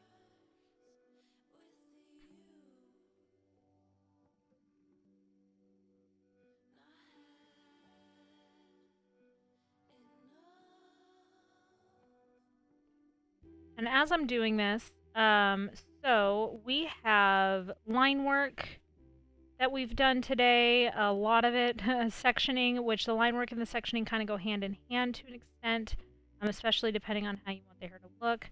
And the one thing that we haven't really touched on is light sources, and I will be touching on that now. So light sources, I do most of my light source work after the fact, so after the line work is done, and with coloring, and that is done digitally with colored line work and shadows, highlights, that kind of thing, and different variations of hair color. Colored line work is something that I actually picked up from Match. She is also an incredible artist, so if you are looking for any kind of different style of art, but still really good and amazing, I would really check out Matchbook Arts on Twitter. She's on here also, although she doesn't stream necessarily as often. She's been streaming a little bit more the last couple weeks. Match, if you want to drop your link. But the colored line work was something I actually picked up from Match. And it has made a huge difference in the way that I do my hair. Which is one of the reasons why digitally is how I wanted to kind of do this rather than yes you. It's actually one of the reasons that I wanted to present this information digitally is because I feel like my art has evolved, the way that I do hair has evolved quite significantly with digital, because I have a little bit more freedom with my line work as far as like colors and that kind of thing go. Whereas when I was doing traditional work, in no way did my traditional work look bad hair-wise, but it was very, very bold black line work. Again, nothing wrong with that. It just is very different from what I do. And there may come a point where, you know, I sit down and show you guys how I do traditional hair. It's very similar. There's a few things that are a little bit different just because working in different mediums, it's going to be different. And the process is a little bit different just because I don't have the option of layers. And arguably, it's actually more work to do it traditionally rather than digitally. Yes! Heck yeah, go follow Match. Also Foxy. Foxy is on here. Apparently Wolf is on here too, so everybody just go follow everybody. Everybody love everybody. ELE, everybody love everybody.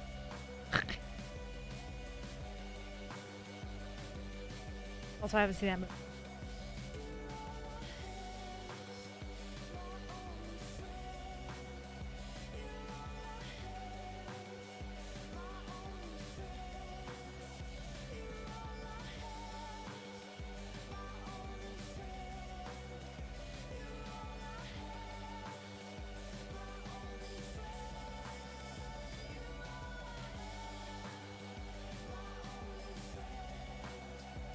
I don't usually work with colors this bright because, again, I do a lot, well, mostly drow, and it's, you know, fairly dark, muted skin tones, blues, purples, some like turquoise, and grays, and then white hair. So I'm excited to do something a little bit brighter today. Now, before I did a lot of digital work, I did draw a lot more, a lot more things. I did a lot more fan art, so I use these colors a little bit more frequently, but see, everybody loves everybody here. I love it. Such a great place. You guys are all amazing. How'd I get so lucky?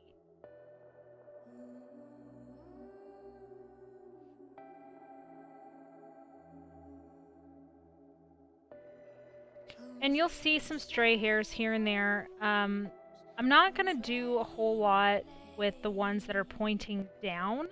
So like these guys right here, I'm not gonna do a lot with those. I will erase this guy up here just because that is actually not where how I want the hair to sit.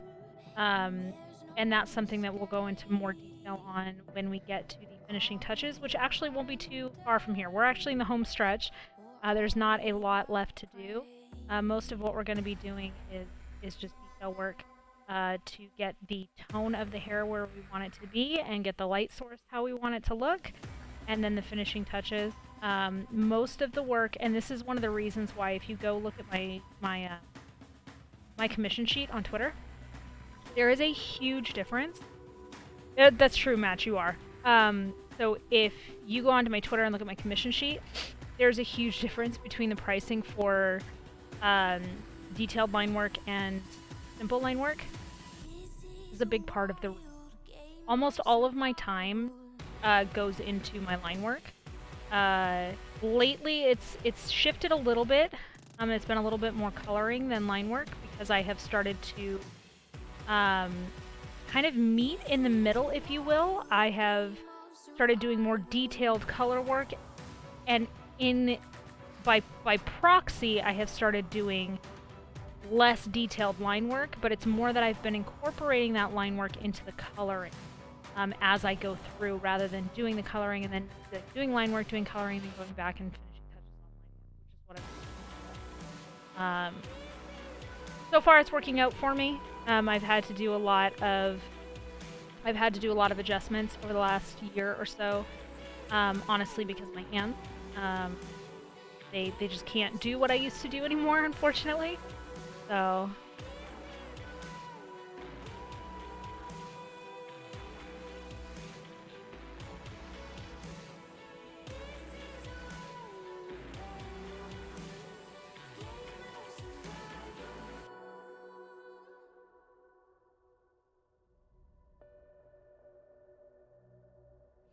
the bulk of the time that you're going to spend on this stuff, bulk of the time that you're going to spend on a lot of this stuff is going to be the line work itself, especially when you're using these techniques. Again, you don't have to go full ham. I have gone full on with this because I wanted to illustrate exactly the techniques that I use in their fullest capacity. You can scale this back. You can use smaller sized brushes. You can use less lines to convey what you want to convey that movement. This is just a full-on example of how far you can take it, and what that will look like when you do. If you're using these techniques. Again, I know plenty of people who do incredible hair without doing all of this. Like, they are able to get that kind of detail. This is just how I like to achieve that detail. I have been doing it, like I said, for, well, since I was like 13 or 14 years old, so 12 or 13 years now I've been doing it that way. That's a lie.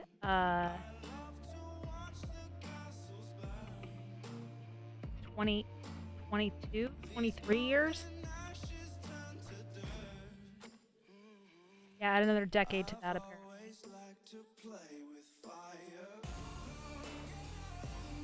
Wish I was...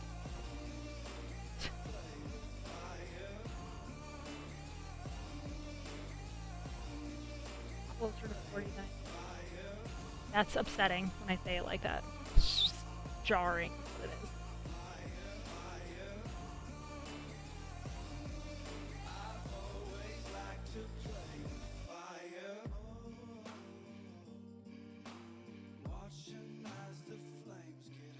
Now, of course, there's a lot that goes into there's a lot to be said for what the hair is framing and how that the subject will affect how the hair looks.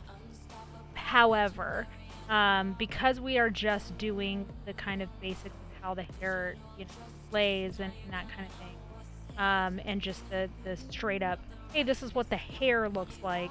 I'm not going to get too into that, if at all. We're going to save that for the next one, which will likely be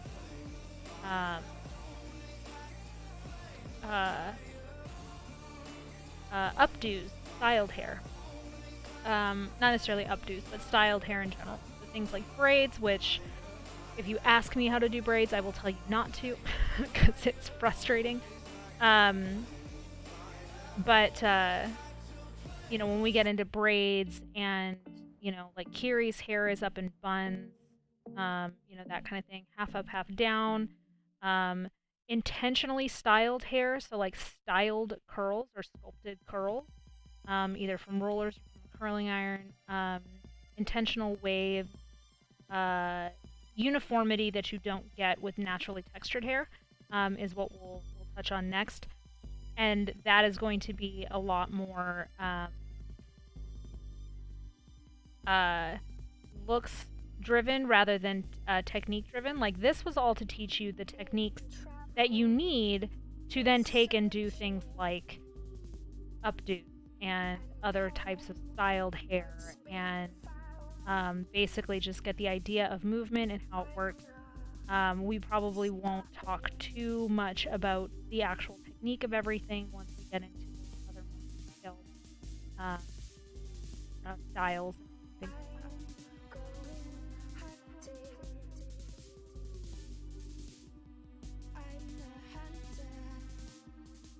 And eventually, and that's where the face will come into play. Face shapes and how that'll work, and how you can accentuate certain features. We touched on this a little bit in the first one.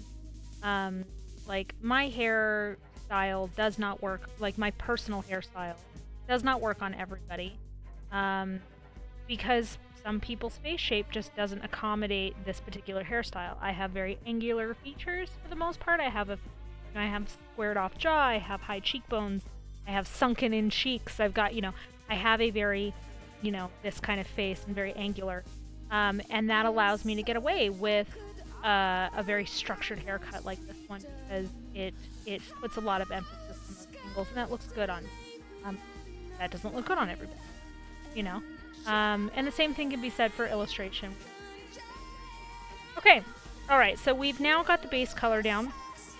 Now what we want to do is we have a couple of options here. We can go ahead and adjust the line color now and give ourselves an idea of what the lines are going to look like, or we can move in and do the highlights and the shadows on the hair. I personally like to do the line color first, just to give myself an idea of the tones that I'm looking to utilize. So what I'd like to do is I'm going to grab this color. I clicked the wrong one. I'm going to grab this color because I want the color that I'm using for the lines to be in the same tonal family as the hair itself. However, we want it to be a significant amount darker. Not black, but we want it to be darker. So here's what we're going to do. We're going to create a selection from the layer, and we are going to go through with a very large brush, and we are going to color the line. This is going to take forever because my computer doesn't actually allow me to take a reasonable amount of time when I'm trying to set up this, which is incredibly frustrating because I cannot just change the color. Well, I can't just change the color without messing up another step later.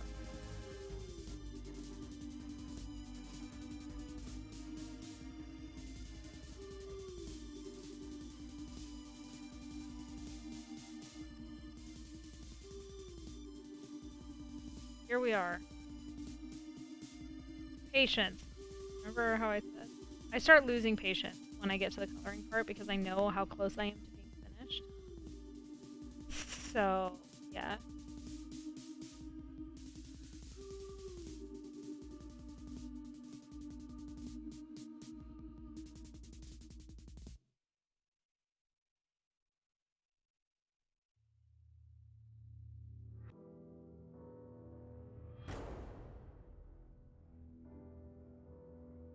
Alright, so now we have our colored line work. So we'll go ahead and leave that as is for now, and we'll work on the color. So we're going to create a selection from this layer here. This will outline all of the color itself.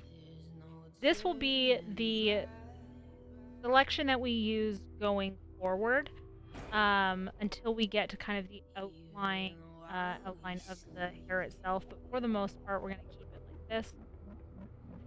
And now we're going to work on some highlights on the hair. So I do want the highlights to be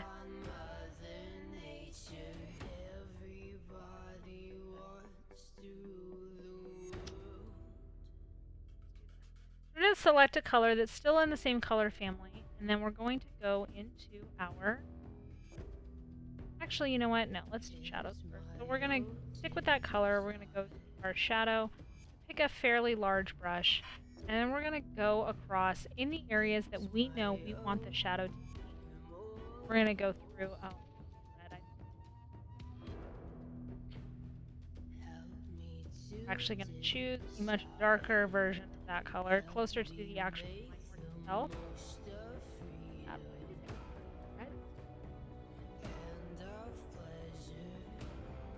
Gray section and try it with gray.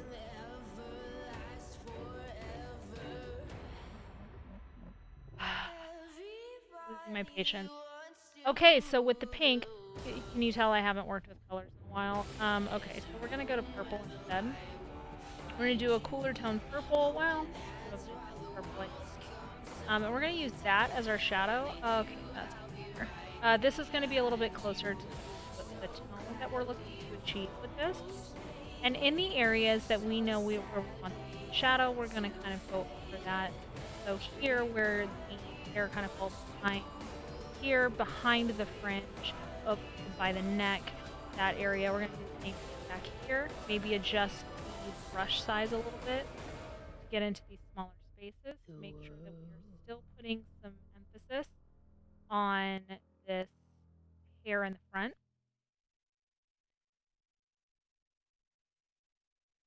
Paragon of dignity, untouchable and lethal, but there's more to life than shuriken.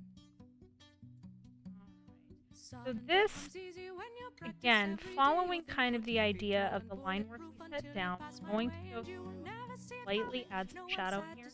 If you get a little shadow, that's okay. We're going to go back in with highlight after this. Focus a little bit of the shadow on the root, like I said before. What this is also going to do is this is going to soften some of those highlights that you have, because when you're doing it initially, it can look a little dark. This will allow you to create depth where there may not be. Okay, so now we're going to go back to highlights. Highlights, we're going to go back to the initial color because that will not turn red on me. We can hope. Though they never see my face, the game is glory, but I take my joy in leaving not a trace. My actions quick as lightning, unintended to hurt you. I'm only doing what a ninja's got. Now we're going to do highlights. Highlights, we're going to go to a slightly smaller brush because the highlights are not going to be as intense. Figure out where you want your light source to be. So I want the light source to be here on the left-hand side, coming from kind of an angle, not necessarily top down, but kind of straight on, but from the left-hand side. It just simply isn't done. My career would shrivel up and die, but damn, would it be fun to see the neighbors' eyes as big as saucers peering from their doors. I'd pirouette beneath the moonlight, days of skulking, hiding, sneaking, and assassinating enemies no more. Just one streak of brightness in a world of black and blue. I'd just be doing what a ninja's gotta do, wouldn't you? So we want to focus a lot of the highlighting in those areas. You know what we could do? Instead of using the highlight brush, because it is just altering the color in a way that I'm not happy with, we will do... and we will pick a color that we like. Good Lord. Baby got 'em open all over town. Simply 'cause you don't play around. Softer, better. Alright. The same thing as what I had said with the shadows. You want to make sure that you're concentrating these in the areas forward instead of backwards. Forward. So again, we're going to focus more of the highlight here in front because that's where we want the light to be. same thing. Add a little bit of dimension here. Not a ton. You really don't want to go too crazy with the back pieces because, again, we want that focus to be on the pieces that are moving forward. Pieces that are framing in space are going to be brighter. Back as okay. Here, that. I want to add a little bit more depth to that, so I am going to go and lighten that highlight just a little bit on the color. And go to the front. Again, just to really accentuate.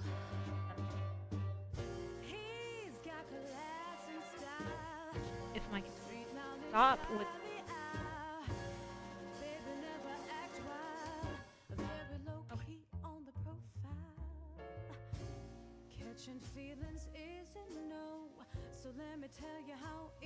okay, so that's what we're gonna do for the color part of the hair. Now we're gonna do the line work. So now we're gonna create the selection again. Now this is going to get a little bit messy. Just be aware that it's gonna look a little bit crazy. Okay. But what we're gonna do is we're gonna start with shadow just like we did before. And we're going to use a smaller brush for this. This is really important that you want to keep this shadow only where you want it. Because the line work, there's more line work arguably here than colors. Very, very sparingly you want to use this. But you do want to darken up some a little bit deeper. The hairline, back where pieces are falling behind the face.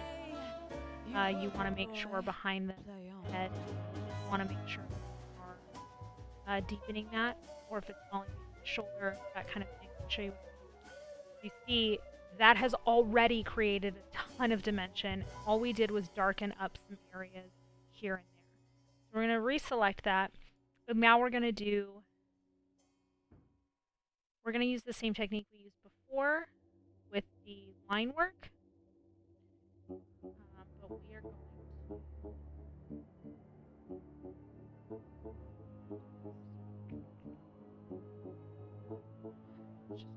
Okay. We're going to use the same technique we used before. We're going to try this because I feel like the highlight brush is doing me dirty with this color specifically for some reason. So we're going to use the soft airbrush. We're going to go through some of these lines here at the front that are brighter or in highlight. Again, a lot. We're just trying to create some dimension here.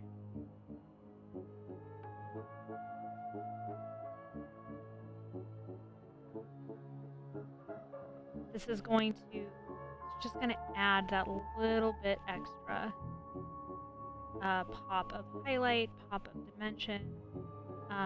It is also going to help add some color in here, in what could easily turn into a kind of a, not a mess, but kind of a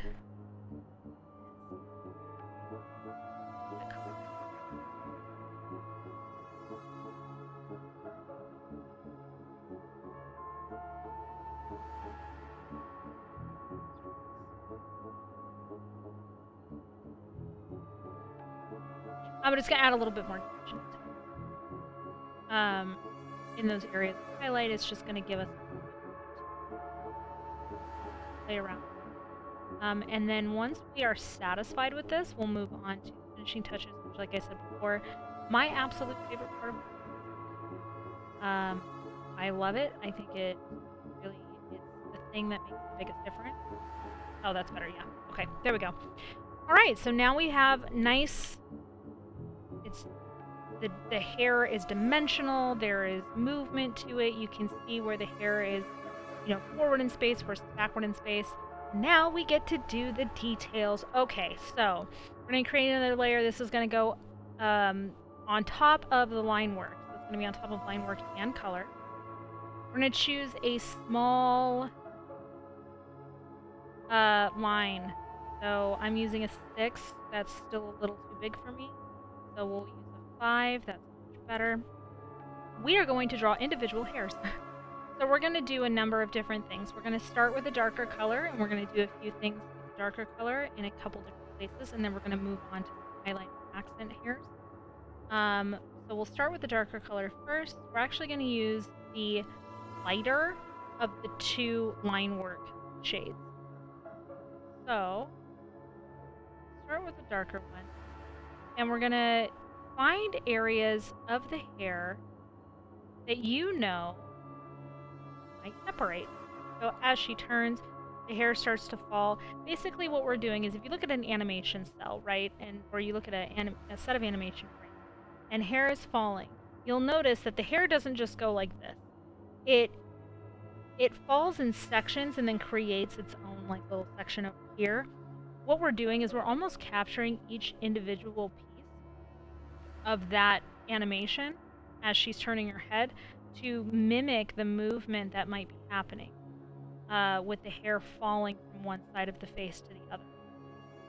So create some of those. This is something that you will just get used to, how the hair falls. I want to be able to tell you that I know exactly how this works, but I don't. You also want to make sure that you're putting a couple of these darker hairs just kind of in the hair, going through the highlights a little bit. What this is going to do is help to break up the highlights a little bit. And again, just add a little bit more dimension.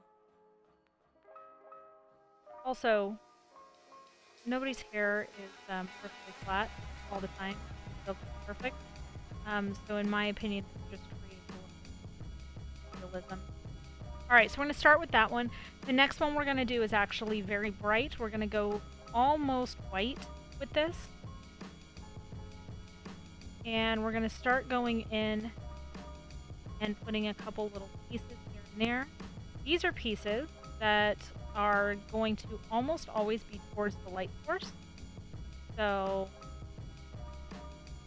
essentially, as I was describing before with these pieces that are falling forward, as the hair spreads and separates from each other, it creates more surface area for the light to hit, meaning that that individual hair is closer to the light source and it's going to catch the light and it's going to you're not going to see the shadow so much as you're going to see the light that's hitting this particular strand of hair as it falls.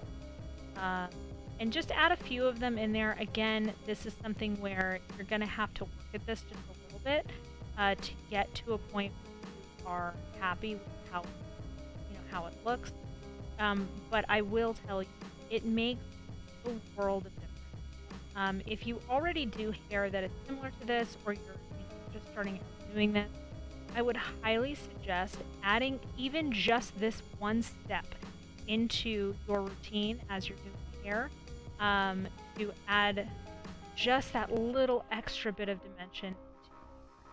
I am also going to change the background to light. A little white, hard to see. I'm going to darken this up just a bit. Now you can kind of see some of the hairs that are out. Here you can see the lighter hairs that are light. But that is pretty much it, my friends. Now you can go in and you can add additional highlights, you can add additional shadows, you can do all of those things. You can really, really take your time and make this look just insane as far as detail is concerned. But unless the piece is specifically a study on hair and all of that, generally speaking, there is enough else going on that you don't. For instance, if I go to this piece here, Sapphire's hair is the technique that I used today is the technique that I used on Sapphire's hair. There are less lines in it, and that's because her hair specifically is supposed to be made of fire, so I wanted there to be a little bit more open space, and I wanted to give myself the opportunity to create more extreme depth of shadow and highlight, because fire, obviously it's not fire, it still looks like hair, but that's the idea. Whereas Jareth's hair uses the same technique that I just used, but with with more lines rather than less, and to give us that illusion of hair, of nice full hair. But hopefully you all found this helpful. Hopefully you liked what you learned and you did learn something. I will have this recording up on YouTube later today, so you'll be able to access that. If you have questions, if you're doing this, and I said this last time too, if you have questions while you're working on this stuff, if you want me to look at something, if you want to get my feedback on something, send me things, ask me questions. That's what I'm here for. I want to help because I get a lot of questions about how I do hair. And as you've seen in the last 3 weeks, there's a lot that goes into what I do with hair. I didn't even realize it actually until I started trying to break it down so that I could teach it to people. But there's a lot that goes into it. And that being said, I know that it can be frustrating and it can be really daunting. And I don't want people to feel like they can't achieve this, because you can't. I personally wish that I had somebody to sit down and tell me how to do this, because I would have gotten here a lot faster than 23 years. But take it from somebody who has spent the last 23 years doing this, that this is something that you can get to, and it doesn't have to take that long. You just have to know what questions to ask and who to ask. I'm here to answer questions. So, yeah, we could absolutely talk for hours about art, for sure. So yeah. I am pretty much done with this first leg of this. Next week, I'm pretty sure I'll still be doing a stream next week, but I will be doing we'll be talking about updos and styled hair. We'll probably start with intentionally styled hair, so styled curls or hair like mine. I'm gonna take my headset off for a second.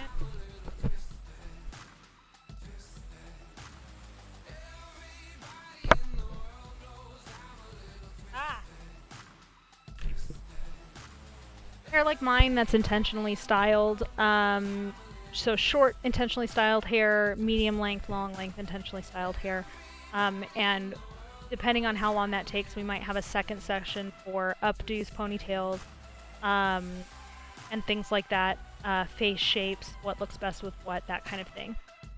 So yeah, we will be doing all of that stuff. I'll take a look at Discord in just a second. Foxy, I don't like to look at Discord while I'm streaming if I can help it, because then I get distracted. So I will be back next week. Again, I will have this up. Before we go, though, does anybody have any questions about what we've talked about over the last few weeks, if you've been here for all three, or anything we talked about today? I'll do it before we get off stream, Foxy. I just want to wait a second before... I'll do it before we end stream. Here's around horns. Actually, so I had planned on doing a whole separate fantasy race hair thing, or fantasy hair, because I feel like it's really important to touch on the fact that, like, if you're playing D&D, which is what a lot of this channel centers around. If we're doing, if you're playing D&D, you're looking to make characters for D&D or any other kind of fantasy game, any fantasy character, there are a whole different mess of types of hair and fur and how you can do things with those two different things. Moving around horns, moving around ears. Moving around ears is a big thing for me because I do a lot of longer ears because I draw drow. So definitely we will do a stream like that as well. But otherwise, I think we are good. Alright, Foxy, give me just a second. I will look at Discord. Somewhere. Also, Discord doesn't really work very well when I am in the middle of stuff. Okay, I love this. I love this so much. This is so good. I love it. Yes, and the Kuna Coil is amazing. Okay. So I will talk to you guys later. Thank you again so very much for hanging out for the last few weeks. Again, if you want to see all three of these together, from start to finish, it's about 6 hours worth of content or so. you can go to YouTube, which is Den of Spiders, and this third one will be up, but there are 2 up already from the previous 2 weeks. You'll be able to see those. And then if you have questions or anything like that, send me messages on Twitter. Put comments on the YouTube videos, whatever you want to do, and I'm happy to help. And I will see you guys later. Bye!